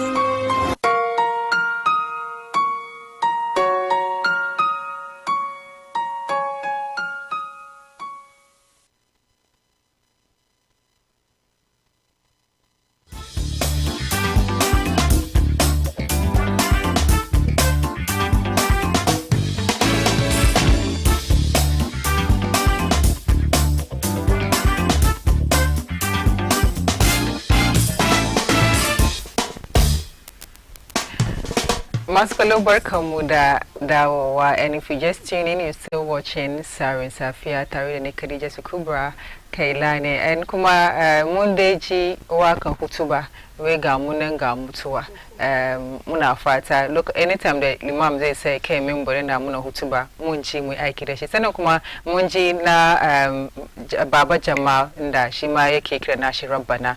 I think this is the first time da baba Jama bai baka hutiya ba. But anyway, dukan su dai mun gode musu da tracks da suka kawo, and I think on Monday looking at the visual qualities in I think Zango music industry ne sun fara farfadowa. Anyway, lokaci aka mu kawo muku issue na siyasa as usual, kuma na tare da regular guest mu kuka fi so ganin su kai set on Monday morning, na tare da Haj Faruk da aka fi kiran shi Saddam shi ne MPP communicator, sannan kuma Haj Ali Oroya kuma NDC, I keep saying this, na ce Zango Caucus Greater Regional kenan Greater Accra. Salamu alaikum. Wa alaikum salam wa rahmatullahi. Ya harkoki. Alhamdulillah. Ya kishirin ruwa kuma. So as usual dai nan ba ku dama ku gaisa mutane ku so mu shigo cikin the order of the day. Yeah. Any of you can start. To farko dai muna gaida His Excellency John Dramani Mahama. And as usual no gaisuwa mu da babanmu kakanmu National Chief Limam da sauran limamai mu na Ali Sunna da Tijaniya, Shia da Ahmadiyya, sannan muna gaida opinion leaders mu na cikin Zango. We should not do away with our pastors within the Zango community, because we are together with them in the same community. And the Azungos also. It's a come always muna kiba muna makamu giswa, so we have to greet them. Christians, pagans, traditionalists, all inclusive. Zongo is made up of all inclusive, just that Muslims in the moon dominate. Yes, Zongo is for Muslims. No, it's not. It's all inclusive. King for Inter is a Munageda, Brother Sina, so Boafala, Sud Alaji Dazin, Alaji Serki Abibu, Nagaida Kai, Nagaida Koma, Nagaida Yongwana Duka, Mana, Nagaida, Babana Alaji Kanshi, Alisaski Rama. Da shi da wanda suka rijaye mu duka muna musu addu'a cikin watanga. Sannan mata na Ajiya Samira da Ajiya Awa muna gaida kowa, kuma Yambai na TV aiki da kuke yi ma musulmai cikin azumin ga muna muku gaisuwa. Bosu na ya sunan shi Hussein Chokosi, ba manta da shi ba, ina gaida shi wallahi yana min kokari sosai.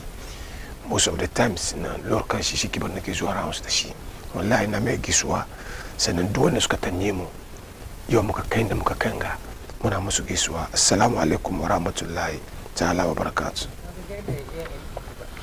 Sisa da jiran lajan shi na gaida rafani na da sister na bomiya da ya sunanta Samira, even though she's my slave, so I want her to remain in the position. Su dade sai mu ja fara na sadam kawai kusa da mu sai shi fito cikin position na sai na gida zuwa sai ko. All right. Assalamu alaikum warahmatullahi wabarakatuh. Masu duban Bayna TV is the best. Kowa ya san Bayna TV in terms of TV station musulmai ko Hausawance ko zangonnai da shi dai Bayna. Ana suke ba wa bin muke so ko bin muke neman cikin kallo ko wani abu. Isa wata ga mun san wata albarkaci ne, albarkaci wata ga Allah ya sa mu ci amfani shi, kuma Allah ya sa mu gan karshe ya zumi mu gaida kakana babana mai yunwa national chief imam Usmanu Dr. Nuhu Sharubutu, na gaida shi kullum domin yana cikin constituency na, kuma he's the peace that we are enjoying today in Islam. Isa gaida shi, kuma gaida sarakai fadan duka, the whole constituency duka, sarakai Yukankwe Central, especially sarakai night market fadama don wurin ne tede nike harka na. Isa gaida sarakai duka, sarki peacemaker, sarakai wurin duka gaida kowa da kowa, kuma gaida hardworking MP na Honorable ya Patrick Boama, kuma gaida Yukankwe Central executives, the entire delegates and the MPPs within the constituency. Chia Mbuye, Yukankwe Central, we will still push extra hard for us to come to the limelight. We will bounce very, very, very stronger, inshallah, 2028, for us to see the light again. We know. Ba haka muka suka mu ba haka Allah ya kaddara, kuma haka abin yake. So we have to understand the game we are playing. Ngada manya na dugo ngada labode ka send messages ngada bosu na labode ngada manya ngada bosu na gudana Mr. John daga Shama bosu manya ndisi na wasu da suke sun batuna. They almost every time they call me, they give me information how things are going.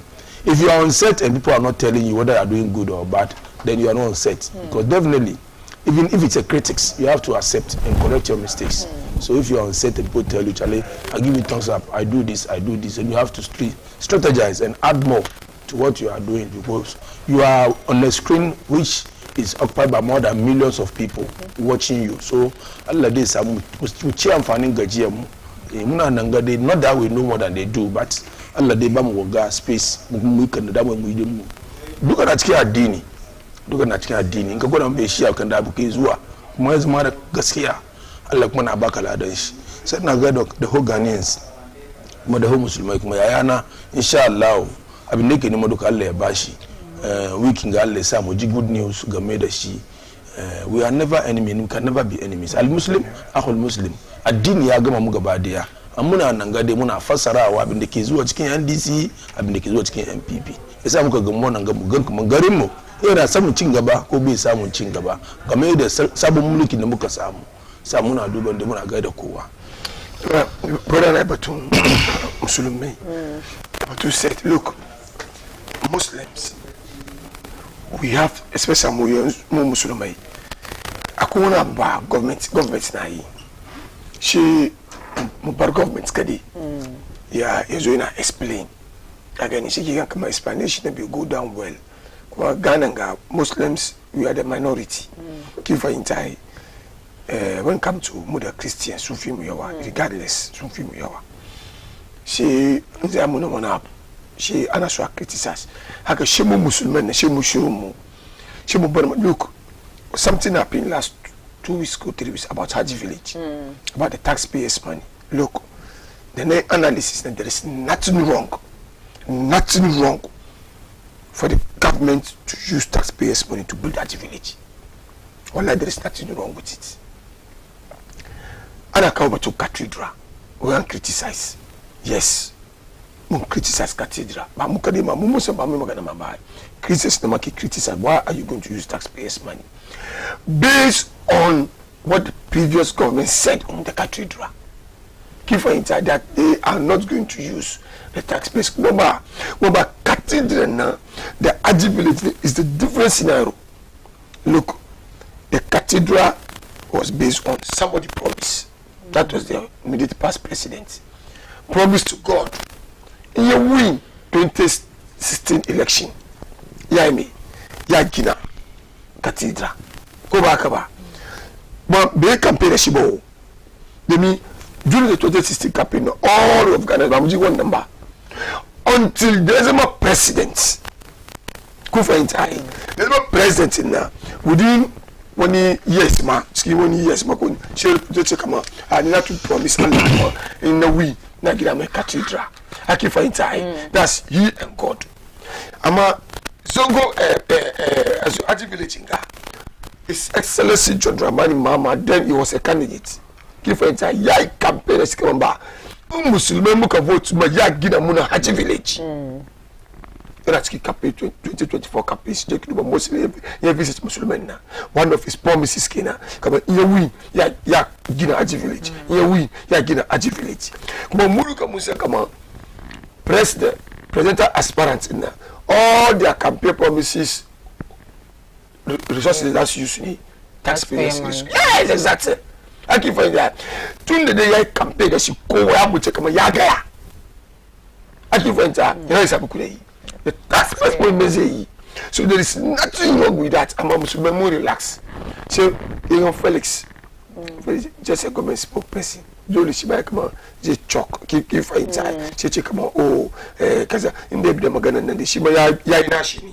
Like I'm a Muslim, we have to come out boldly and defend that. We're also paying tax. What is wrong with how you putting taxpayers' money in the ambulance legitimate way? I give her entire and be the second legitimate maybe and parliament but approval but legitimate money. I give her so we have to back that so the money the Munamo.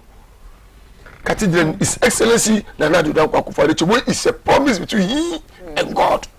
I'm a bit where time we make a campaign 2016 na. Make a pick na Gina Cathedral wala that is Gina Kobe Magana. Because it has campaign promises and Ghanaians so somebody when you vote me then some cathedral. It's like an village in Ginanga. When you vote more NDC somebody village and Ginana. In this is some good village. But taxpayers money so there is nothing wrong with that. But we defend. Defend. All right. Roya, Kine Kumbaria hit up the program number. Zefar. Maskalok Makuma, Kuya Kushigochikin, the views in Cool 0553683010. And then Mukasamda Makuma, Muyamubu, the phone lines Kuma. Kushigo Chiki. So first thing first, the Mineral Income Investment Fund in the Chicken 2025 budget, Mukaji Sugar Finance Minister, Magana Chekamaza allocate 80% of the mineral fund in the such can consolidated fund na infrastructure the development. So agagara infrastructure shani infrastructure development mu da shi amma da ya kawo some wurin su misalin among wurin su spend suke cewa kamar idan aka kai wannan 80% fund na aka sa cikin consolidated fund ya kawo short term fiscal relief amma dai long term financial security na ba ya sure and then Isa Mesuna ni Ado Lawan Lawman is a financial analyst in that. I'm quoting him which the proposal to transfer 80% of MIIF's funds to the consolidated fund may provide short-term fiscal relief but at the cost of long-term financial security. This move will not only undermine MIIF operation but could cripple it, thereby defeating the purpose for which it was established. It's a magananda yeyi kenan game da issue na allocating 80% of funding about young mineral investment fund. So issue nani what is the rationale behind transferring almost 80% of funding to consolidated fund? So yeah benefit infrastructure. Any rationale behind it? I think it's a to me it's a brilliant idea. I don't know where the Ni Aduloman is coming from. I welcome it to just give us a short-term relief instead of looking at the long-term financial. A short-term relief like how? Maybe I solve, but maybe if you are looking at giving 80% for infrastructure, it will just happen within a short period of time. And later on, as I'm telling Ariziki Nazaya, maybe Mankasam difficulties where we can even fall on. So that's I'm sure that's what he's concerned. What funding is just as you said. Mukasa Masala, Uri Akizwa, Chikakibia, Muntulakiba, Akibia.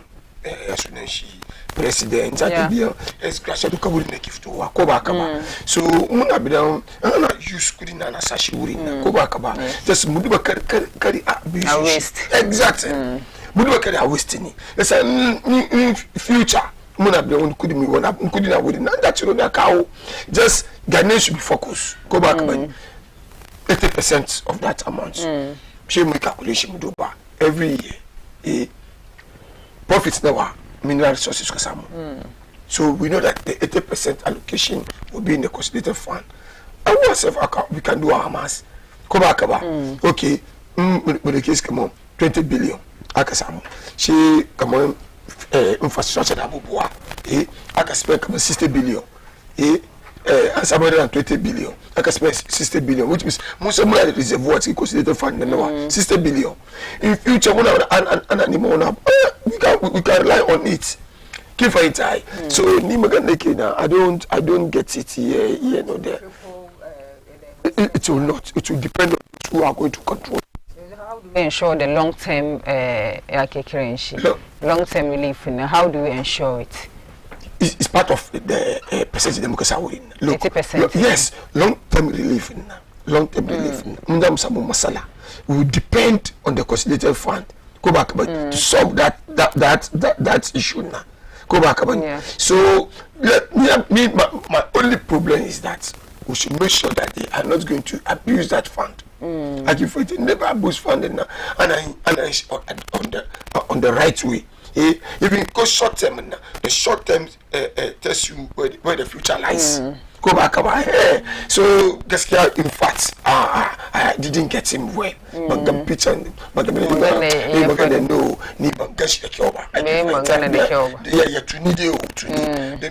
I don't see why. Musa percentage na okay initially in akudi case but in current quoting where Ghana risks becoming another cautionary tale of a resource-rich country that mismanage its wealth rather than harnessing it for sustainable economic transformation. You do about the global examples. Where Norway's government pension fund global, for instance, has grown into a 1.4 trillion fund, securing financial stability even as oil production declines. Bahrain's Mumtalakat fund also prioritized investment over direct government spending, ensuring economic stability. He noted. So Maganga Nunda Yayiki regarding one investment fund. They will still back around the she even with the examples they buy. Look, we Lawman points out to the global example of how country have successful managed. So that's what I'm saying. I keep friends in your constitutional funding. We have to make sure that we manage it well. After the managing it well in long term management, my cousin got the issue the management. So how do you go about it? So this because he wants that if Ghana proceed with this amendment, MIF will struggle to invest in local mining operation and strategic assets, which could have long-term consequences. Look, and management skills is very poor. So we should make that more enhanced management skills. Or should create committee? Concrete committee. I don't know. Let you Sami Jefi. He won't fall under Sami Jefi. Go back. So I don't know how Sami Jefi is going to manage it. But all depend about management. I keep coming again. So we Ghanaians have to put our eyes on it. I keep for instance, Sami, okay, call the press can even send on Sami. Call him. Put him in order, Sami. Okay, Gashina Zakai. But to make more questions. Look, Ghanaians, we need to be asking more questions than to sit at the fence, behind the fence. Like for instance, we always relax. I can't be like a car, I'm very sick. So when you put over, oh, hey, I bring a man, yes, do the set up. All eyes have to be on it.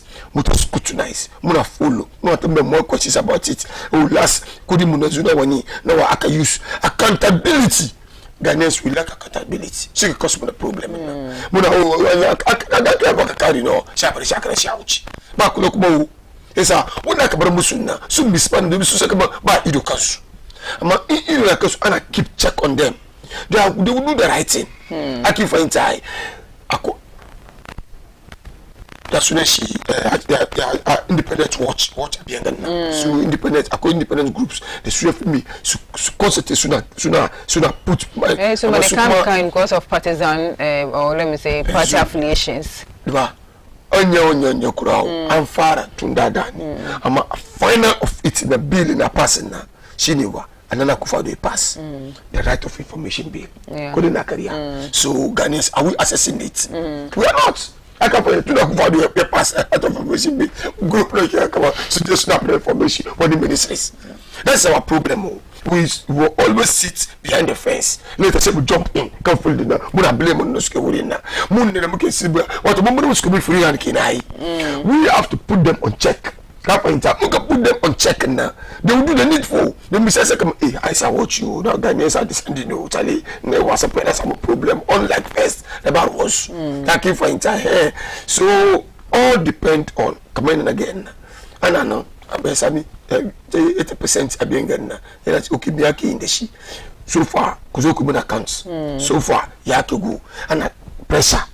But we pressure too much, buddy. And I said, I'm yanka de shi maybe makoke maybe ngonka makona kona need ma ki find out okay ni mangwana tele kazo amini kazo okay me aka da kudina the things will be absolutely on the right path. So in a nutshell, you're trying to say that 80% then allocate to the consolidated fund them make our makasan no.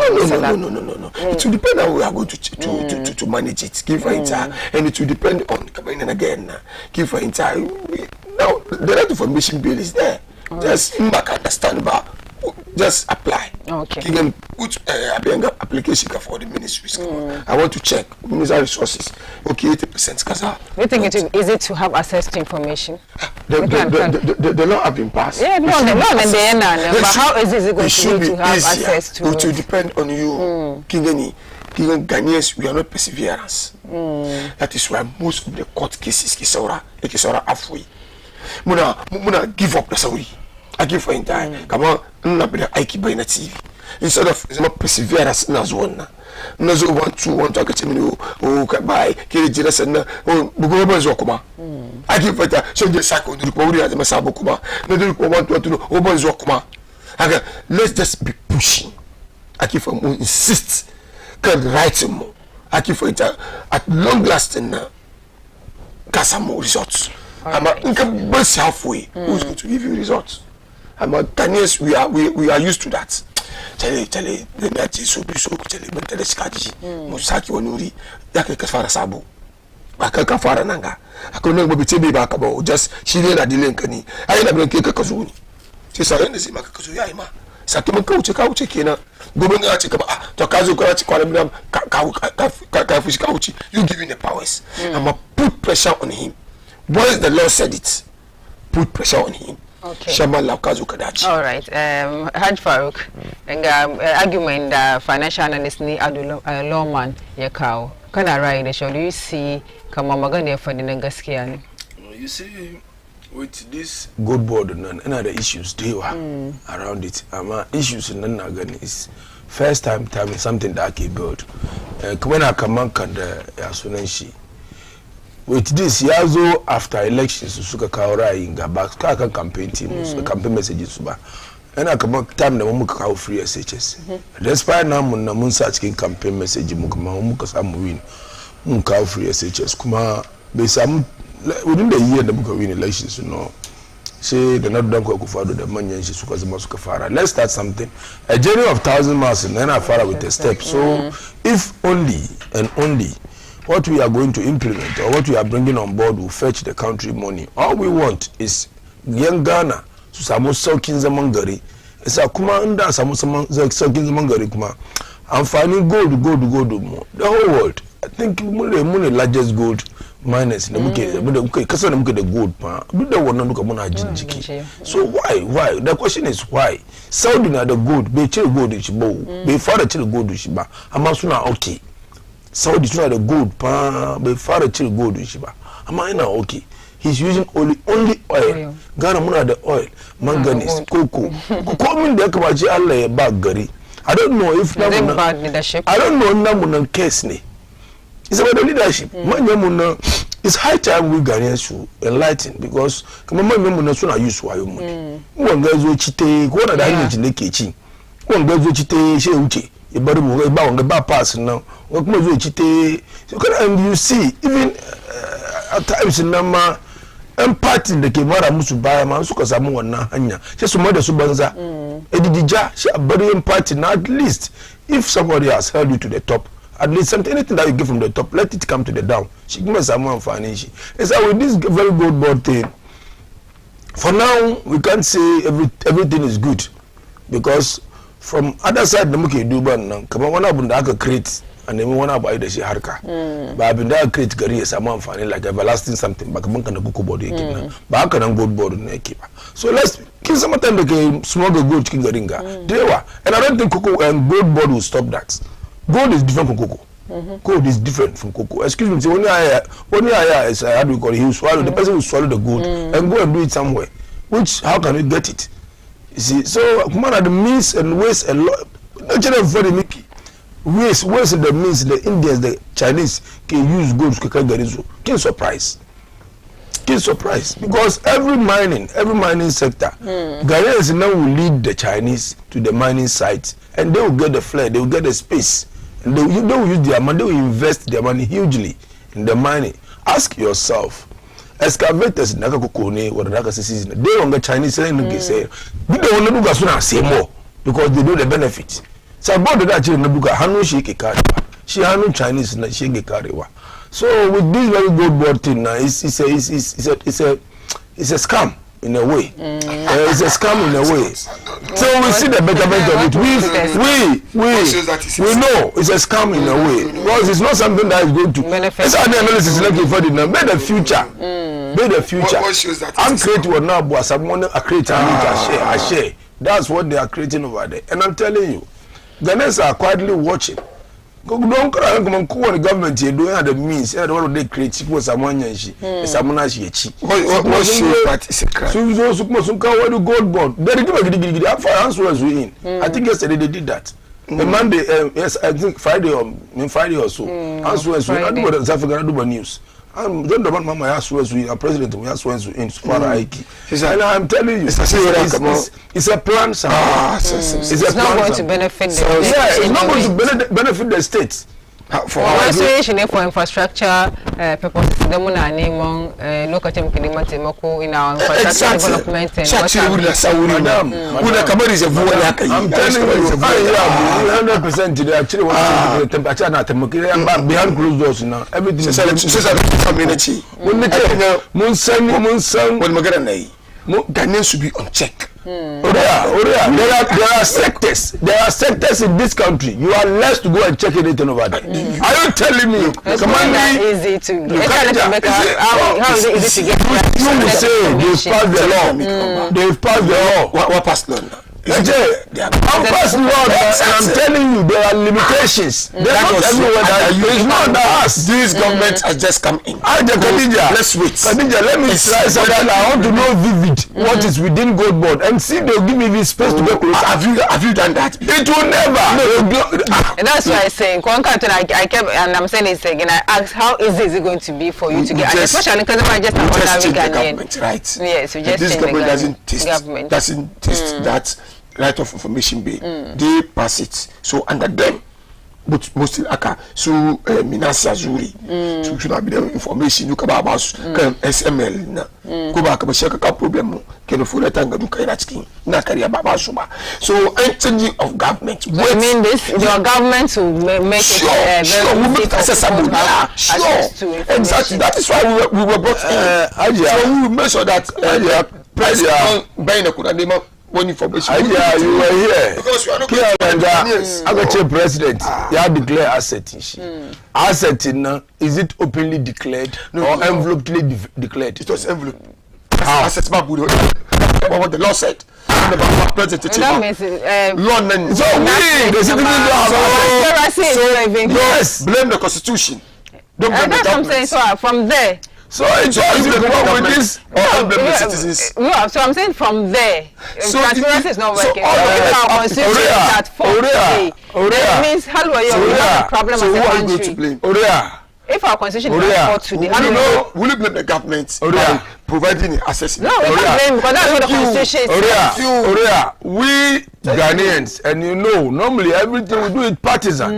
And I'm telling you, with the passing of the law, still you go out there fetching for information or looking for information, you don't get access to that. Under which governments?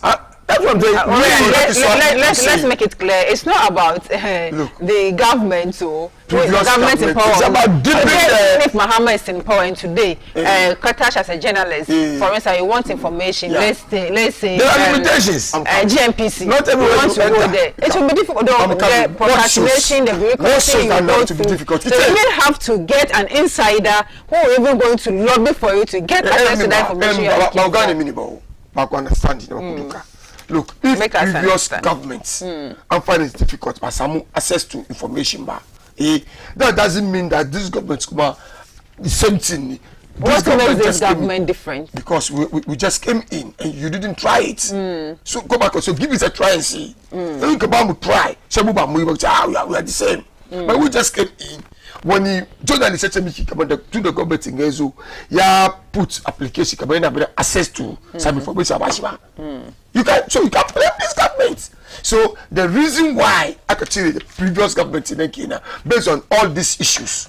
Continue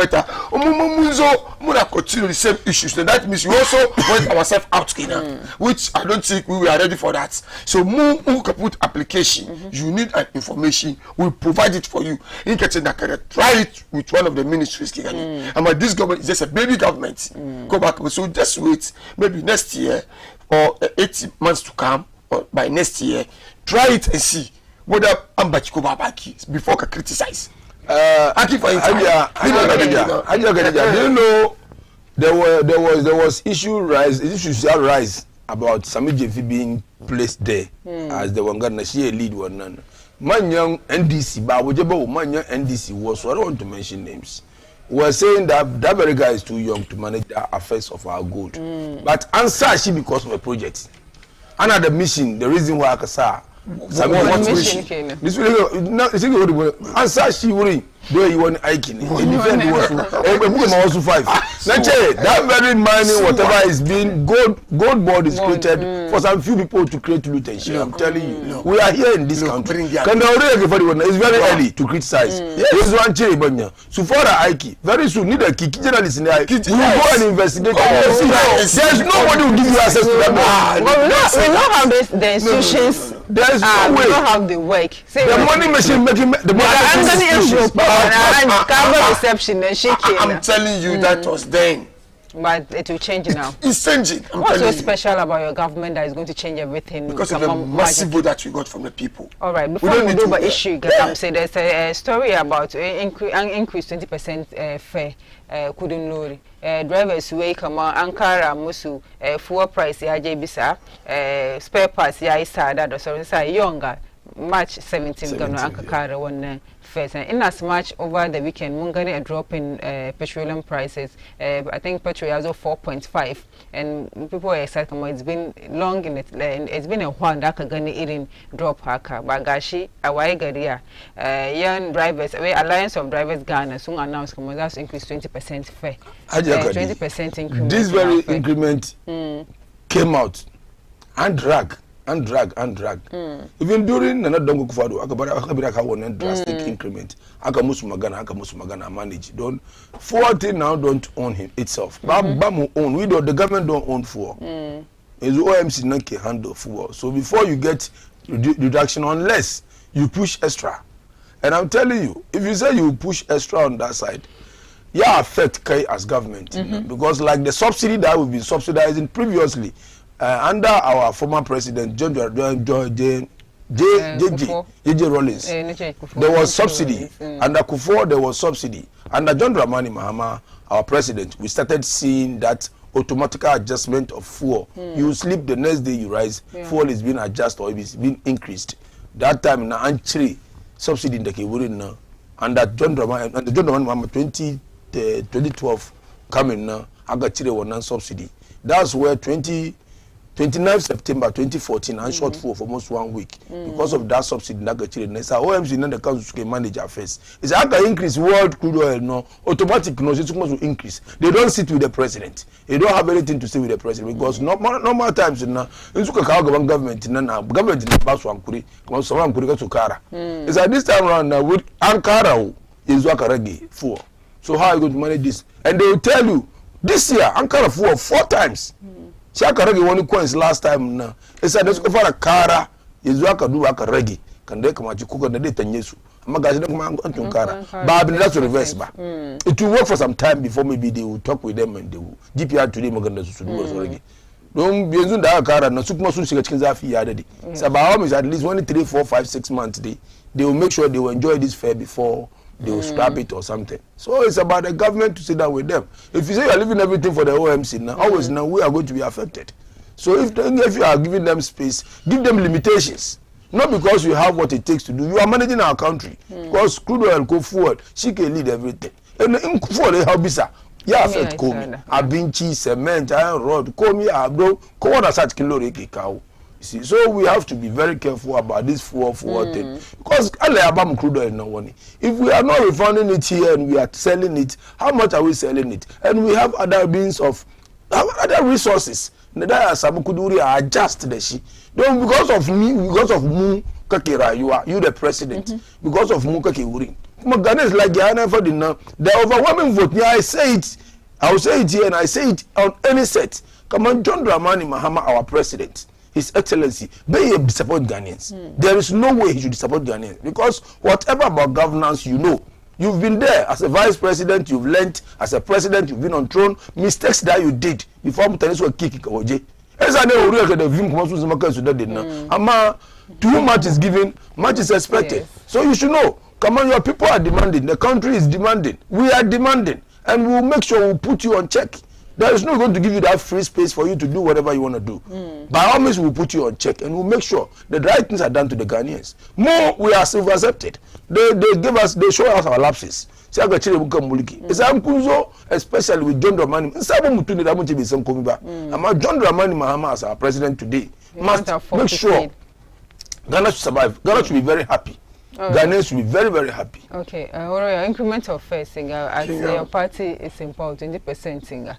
How are you going to handle this? Yeah, I mean, come on, ni nasa kama akwai the number of times an ka kara petrol sha kara kudin lori ko ba ka akwai percentage na kaman 10% ko nawa mani ya kai sha kara kudin lori kamar na brother na ga wanga bin ga yana je ni tunda mu kai ske ho ake fahimta yana je ni tunda domin ni always in the OMC prices in ina zuwa kasani so why the increase I don't know. In fact, ambassador the right to increase fares by 20%. Petroleum marketing initially. They mean petrol you drop. Where spare parts now the sada? Spare parts is an import that you go back man. Okay, spare parts not the sada. Engine oil not the sada. Okay, this government just came in. So this problem the government they are facing. Before we descend this government in on such issue, let's wait until April, May. Parliament to buy the approval budgeting. Aki for entire Yaskowski system. And from April, May, June. So Ghanaians should adjust from now to yes, exactly. April, May. Because this government is just a baby government. I will keep on saying it. I started, the new fourth government in that. Are you still in your honeymoon phase? We are not in our honeymoon go. When honeymoon, moon children of Akafara Ike. In the Girniki in the Kalakachi honeymoon. I Kalaka because Ubatic Bay Kina. Ubatic Bay. It's about to live by the some. I can fight even on our holiday presents by Yaiki. 6 March was an holiday. Go back about. I'm a present to my official duty. Like a voltage. I keep for you die. She said, car petrol is getting 20%. You couldn't load 20% in that. Now this took about last week. So now I'm oh how. Come on, in Kaduba. We did last week to another petrol come on to be so. So why the increment? Maybe ba previously na Ankara musa kept percentage to Sukara, Basukara ba. Kaba is a dollar fee so sukari so swimi to cover previous batch in the sukai, which I'm okay with that. But now it's too early. Come on the brother again. The government have to sit with them. OMC now, we should not leave them like that. Mook about OMC now sukai free. Because some independent bodies too massive. Because Ghanaians we are human being because will value a twist. Ya kare wana nka shuru maka magana ba gobe ma kare fi haka na yaga tele mutum ko afi comfortable gobe magana ba tele mu dibi ame kuma aka ba isa OMC na aka bar su abin da su ta yi kenan. So government have to sit down with them and then talk with them, judge with them, so some understanding juna. So I do the mean as kama akwai percentage ne kake kara kudin beto ko ne ba ka ba to da government ga ko zo ni ban ga wani beto na ka kara ba sai dai aragi. So why this? Is it already there? It's not justified in any way. To even justify that. What if Muka Tewa because even the Safiya now some of our messages they weren't so Anton Kara Musu first in Yazai handle. So government have to intervene. Yes, How soon is the government intervening in this? No, as soon as possible. All right. I don't know about what the government is doing on it, but as soon as possible. Government to do me Gary Akoiza few. Yes. So Makara couldn't look about no. Problem yazo. And I mean camera out after this camera outside but it's about the results mates the only parts that should have legal blues of course Maska Lokuma go the WhatsApp number 0553683010. Hello Ishigalam Singer. Let me tell you one thing that escalated this increment of fares because of budget that reading now port we about port taking day work. Sudden reduction of taxes at the port. Don't the car association, car dealers in spare parts dealers in what the is import oil the sukai soon I got anchire skin but how to chicken tax do Murusu. Now John Dramani our president. I campaign that she come on ya do ba so the bangar in taxes in the how mam naji come work luxurious tax and at chicken budgeting na luxurious taxes there are taxes so and at chicken budgeting na amma rather taxes at the port that will ease pressure no but such budget ba. There was nothing like tax in there. There was nothing like 24-hour economy in there. And so the strongest things that you campaign with number get budget na twi ya che e be se de ama omo ahotoso say obetumi dia ye adwuma because 24-hour economy was your first one. Yeah, and anything you said came out from the 24-hour economy. Yes. And it wasn't in your budget. Wow. It wasn't there. There's nothing like 24-hour budget. He just said the 24-hour economy policy will be brought exactly. in front of the parliament. Yeah. About to go ahead. It's supposed to be in the budget. Let me tell you, as you left to be implemented. Keep for inside, but implement. It's a move from whatever else handled by Gusitano. Go back again. So just put all measures in place. Then there's a component of let me tell you for our now. Let me tell you. Say I take the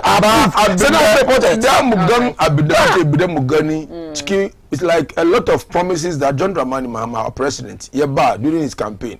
There is a lot that we will not see. It was just rhetorics. Such as? I am Ghana. So 24-hour economy. We are going to see anything, man. You see, the about former secretariats. It's secretariat. Tumba swim. Aka form. See, this very emission levy. Answer chicken law. Our Samuel Suna. But there was nobody who paid the emission levy in this country. There was nobody who paid the emission levy this is what I mean in this country. And let me tell you, when Atuposin came, he was talking of abolishing emission levy. Once he knows, come on, there was nobody who paid the emission levy. There was nobody. That very government was betting. Let me tell you, strategically, Atuposin, what he was saying, he was trying to look smart in the front of people. Come on, lottery win. The tax into brackets, betting tax. You are hiding behind something. Most of the lottery win tax now wouldn't long time. Wouldn't they already there? He corrected that during the parliament to I think even debate. Even one statement is where lotteries be lottery tax say come on me by the into brackets no as betting tax. And you can't you are patching something. No. Already explanation way 10% that she was the winning on lotteries in the carbon some 10%. On the betting tax. It's not a betting. Now betting tax lotteries. 10% in already when it's established already. I can win. So I can tell you what statement. 10% in already. It's a signal. That much we are abolishing emission. Betting tax, the sports betting tax, the cow sports betting tax, so Ghanaian youth should not be happy because that very betting tax is not being abolished. I use lottery and some wouldn't betting tax because no, it's something on its own. We are, Ghanaians have the youth at heart. Ghanaians are the unemployment rate is very high. They are managing their affairs with this betting tax. Like you said, let me tell you, Atuposin was the one who pushed our finance minister to increase the tax, betting tax. That if he should increase the betting tax, the boys will stop. Yes, they'll stop betting. Atuposin, yes, I have the videos here. So she be so. They saw abolish betting tax, but it's not in his own heart. Come on now, abolish betting tax. So he was trying to hide behind the lottery tax. It's all because he has lottery tax. Then to bracket by betting tax. No, they're not the same. So this was the way we will abolish the 10% withholding tax on winnings from lottery, otherwise known as the betting tax. That's not. I'm telling you, you understand what he said. It's not. Look, don't wonder. Every people will review miscalculation. That the man will take a Moses review now. So it's a calculation. All right, hello, the custom button galamsing. Kuma kuin campaign the galamsing. Come on, because kun tackle issue galamsing. Kuma show come ruamo yezama go back to Kanda. Yeke tunda. Ama gash hello yo. Yezuma yeke bata. Hello yo. It's a coalition of anti-galamsey executives where they are calling government to declare a state of emergency for 9 forests impacted by illegal mine so I address wanga galamsey operation nanda ke happen daga those 9 forests na isa Dr. Ashigbe ya emphasize come fight against galamsey ya kamata a duba a gyara shi it's undermined by the involvement of high profile politicians. So I think bottom galamsey the politics the corner come politicians na cikin galamsey sa under what yake kiran shi stand is that declare state of emergency. According suska kawo declare state of emergency. So kinga inkado ma 56 illegal miners arrested in Western region. Daily guide. Kubakawa. So the government is working hard on that. Look, Bakazu no go stop Gabadia. It can't be possible. Kubakaba. You just work on it. It's not the hope this government by the end of the year now kile yakamaruom yakumendeki da yanzu da ake involve politicians cikin kamar they are part of galamsey ya za yi a gane a fish so I deal with them you stop affiliating with galamsey me oruya esa neke the problem that they want now I won't shade you I will mention your name wonche kaza ke kace kaza ke kai kaza ke kai kaza ko ba ka ba amma politicians are involved who point them. So the customers mention so now because they know them so but they never mention you are just saying it. Come on, you can do that. Anzana, we involve with politicians. Who are those politicians behind this galamsey? So you mean they are not involved? The NDC do come. Me not say don't need money ba. Ko ba ka bani an ga yin ni politicians ni ban galamsey. Ko ba ka bani say to politicians that key point them, mention their names. So this is the guy doing the galamsey. So you think it's high time in your political space but galamsey afara na name and shame? Emana. Akashi ke sa ke ana shilde kashe mutane mutuwa. Kore wato ken ke ashil ke kadeo ke da busiyanka kuna cikin zero cast gidan kuma ka tema ruwa ku mineral water ku sai kuma ji ko ba ka ba sai ba sa kira sunanka sai ji politicians ta cikin galamsey who when you start mentioning names I mean they fish mu kenan never start mentioning names in number look at the fact that your party promised to fight against galamsey. Are you going to start mentioning names? Of course. I wish my party should start mentioning names. Those who are in charge of galamsey and they know that a big man is involved. Mention his name. Kagani ama with proof. Come on, kasina na gaishira in galamsey. Ga kasina ga evidence. Wanchi kaza. Mize ma. So aside galama illegal mine da ke yi abin da ke da damuwa ma ne ciki kan da suke samu firearms yan illegal mining singa how do we as I don't know I care about what they got can they just go and mine without going with their firearms ko they are protecting themselves su saka abin da suke ne is illegal ko ba ka bane kita ga wani zashi Bank of Ghana ya rika bingida sai saki Bank of Ghana domin legal ake shekeri da mu zo bayan ga murka bingida amma inda za je duka ga kamar arika bingida kuma na boyewa za ja illegal thinking na so it's illegal be da kiyo da ba ina kashi mutane ina ba mu problem mu yare jariran mu ake afon su yare mu kafa su zama mona. So what is the solution? The solution is name and shame the politicians. Inda ba kai kan ne ka shame su ba illegal mining na bai bari.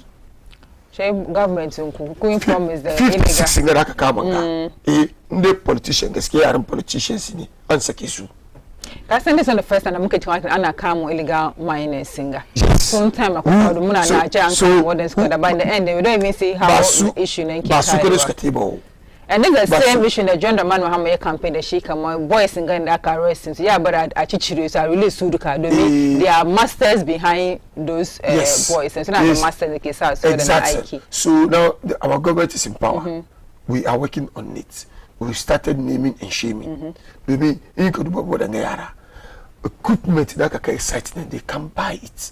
So do you think yaran ga aka aje su aka ko do open up and say exactly give them the chance to see problem ba ta suka problem ina wurin su yaran how will you protect them the me an suka aka sake su how are you going to protect them attacks problem na wurin su they won't mention it because na soro life su an ya kashe su look kaka ji soro wa zai kashe ka so how will you protect them idan suka yi aka suka zaka kira su suka mention how are they going to be protected 24-hour protection kuma akwai wasu abubuwa is abianga security ni ba ya fito ma da shi yanzu ne na gwada mi kama ai musu abc ga aka ga protect su in bisa je ga aka gane kuma za protect su aka kuma kama wannan kuma fa aka kuma confidential ni aka fahimta so ni na rokan ni government nan ga look we should name and shame those behind Galamsey, the big men behind them. The never more it will keep on going. Okay. Right. So the best thing about Galamsey kina name and shame. Inka kama yaru, but yaru na look turai issue yazo. Ana zuwa into agreement the mission. Go back ban accused person na giba zo. Okay, ABCD ni go back ba. Amanke mo na ABCD nga. Inka mo na XYZ nga. Mo makaza. Amma ba kai ba haka mun ga kabuni muka finance ka skill na kana cikin more problem aga mi shi accept aga shi shi ga shi ma abu ya mai bukatar shi ake fahimta why can't you also go into that method na aga we na wani yayi magana shi the system is working is the system working here look we have our system working we have to force the system to work. Who's going to control the system? Is it not we the human beings? Is it not we the citizens? I give it time. So we have to make sure that the system works. You know, beginning be easy. I'm anka far gradually. In future, Bamuna system is way aiki. Okay. I give it time. Right. So let's start doing something for better future. All right. Haj Farouk. You see, you're not try to justify. You're not try to defend. It's undefendable because promises is overwhelming. You see, Galamsey has been there. Mungam Kwekubwa in live coverage. And our promises was to vote Musu. 2020 elections. So vote Musu because somebody to Galamsey Masu Kara Musu extra. And now we are seeing that they are encroaching our cocoa farms. Soon as chicken cocoa lands in Nani and Akakari forestry, which are going to about 50 excavators, chicken forests. So now, I don't know. Should I say the Galamsey the ones who funded NDC's campaign or what? Because the way they've gotten the strength to enter in our forest and be messing up things. Even Ochihini, they are fighting him. With his task force who are defending his river sides for him. Nana, my father. Let me tell you, Gashina Obwase, no Wakamutu. Because promises in Nakabasuna is too much. Over promising the Yamin Yabasu is too much. The national organizer of the NDC promised he had done too much. He had done you call me. Gashi, how many died in Obwase? They were the Muka 9. Am I having 9? Muslim legical, so I'm Muslim, so I'm Christian. I don't know. I'm working on Samba. 9. When the Muka has some kind of documents, we're 9. Am I having 9? Now, recently, we're logging. 5. Agagashi. How? Yeah, someone on Karfi, Kache, AGA, Anglo God Ashanti. In the SMU 128 years from London to Ghana here. From surface mining to deep mining. Yai Aikinga 128 years. Kachi daka encroach, kodaka shiga uring. Kuma late tower, daka shiga wakabi baya, daka nyanga kanta ka shiga chikin. Wallahi, nature sujudi masu inso ita usaini. Ewa kacha kama 90. Yes, because excuse me to say, ba wayo chikin. He am promising kama karamba ka shiga ka mining money. Deal within the daytime. And go and talk with the securities. Is it possible? Affordable private one be possible. Kaga magana the president, His Excellency, wherever they investigate, ya kariki na ya mutu. There's nothing like investigation. What are you going to investigate? First thing, you didn't pass the time. The timing was wrong. Almost 12 o'clock. Second thing, you pass behind wall. It's automatically you are a thief. Kai bara one. So there's nothing to investigate. What are you going to investigate? Investigate. No. You see, Esa, with this Galamsey thing, it's going to be more than worse. From team, and it's a promise they gave the boys that you do Galamsey anyhow you want it. Like Ochihini, you can't fight the Avenue Ochihini at his riverside in his own town. Because of NDC executives are fighting, they are fighting on Galamsey like one of them. You see, Esa, overwhelming vote in Jodomano and the side effects. Overwhelming vote in the side effects. And this is the side effect. Recently, before elections, we undissolved volunteer groups.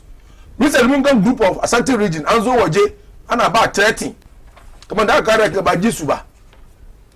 Ama one dissolve mumu dissolve how can dissolve invisible force in the party office. Ama kuku use tax. You see? Sooner God amuna hanya now. Sooner God amuna hanya now. Ghanaians will never know peace because the way that Bakina can use that as some power number. All right. False promises. Okay. Maskolo kuma kuya kushikoch kinda visa. Galam says go to the west. I'm telling you. Galam says go to the west. 05536833010. Ama Dr. Shigore unleash military to stop illegal mining. To not go anywhere. Look, military who is commanding them?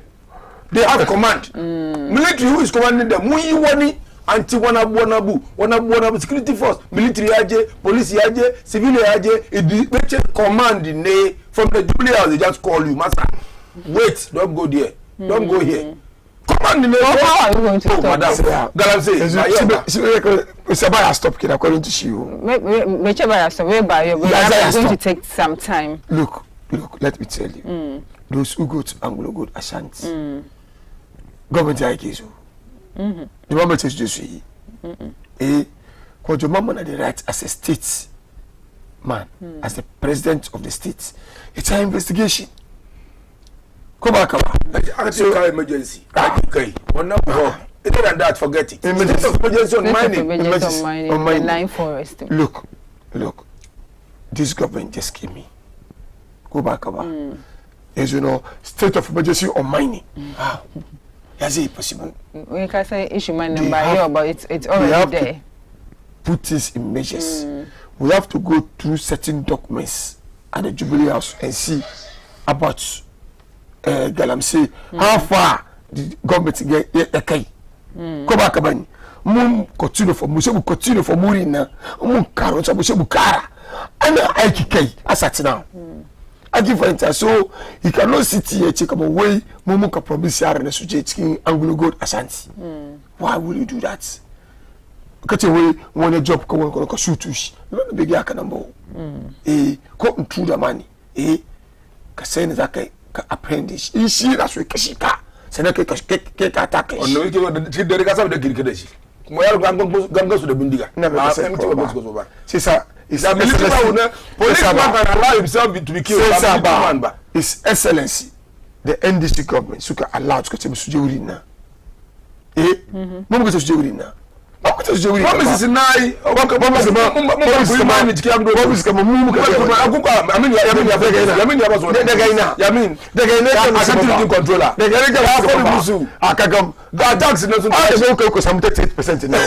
Kagani 41%. 41%. Consider nka.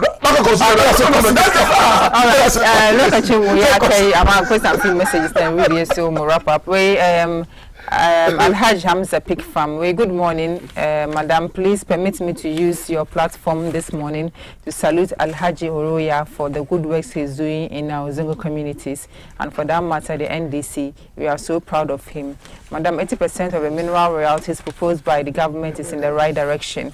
Madam, this NDC government is not afraid of accountability. We are ever ready to account to the good people of this country who give us the mandate to serve them.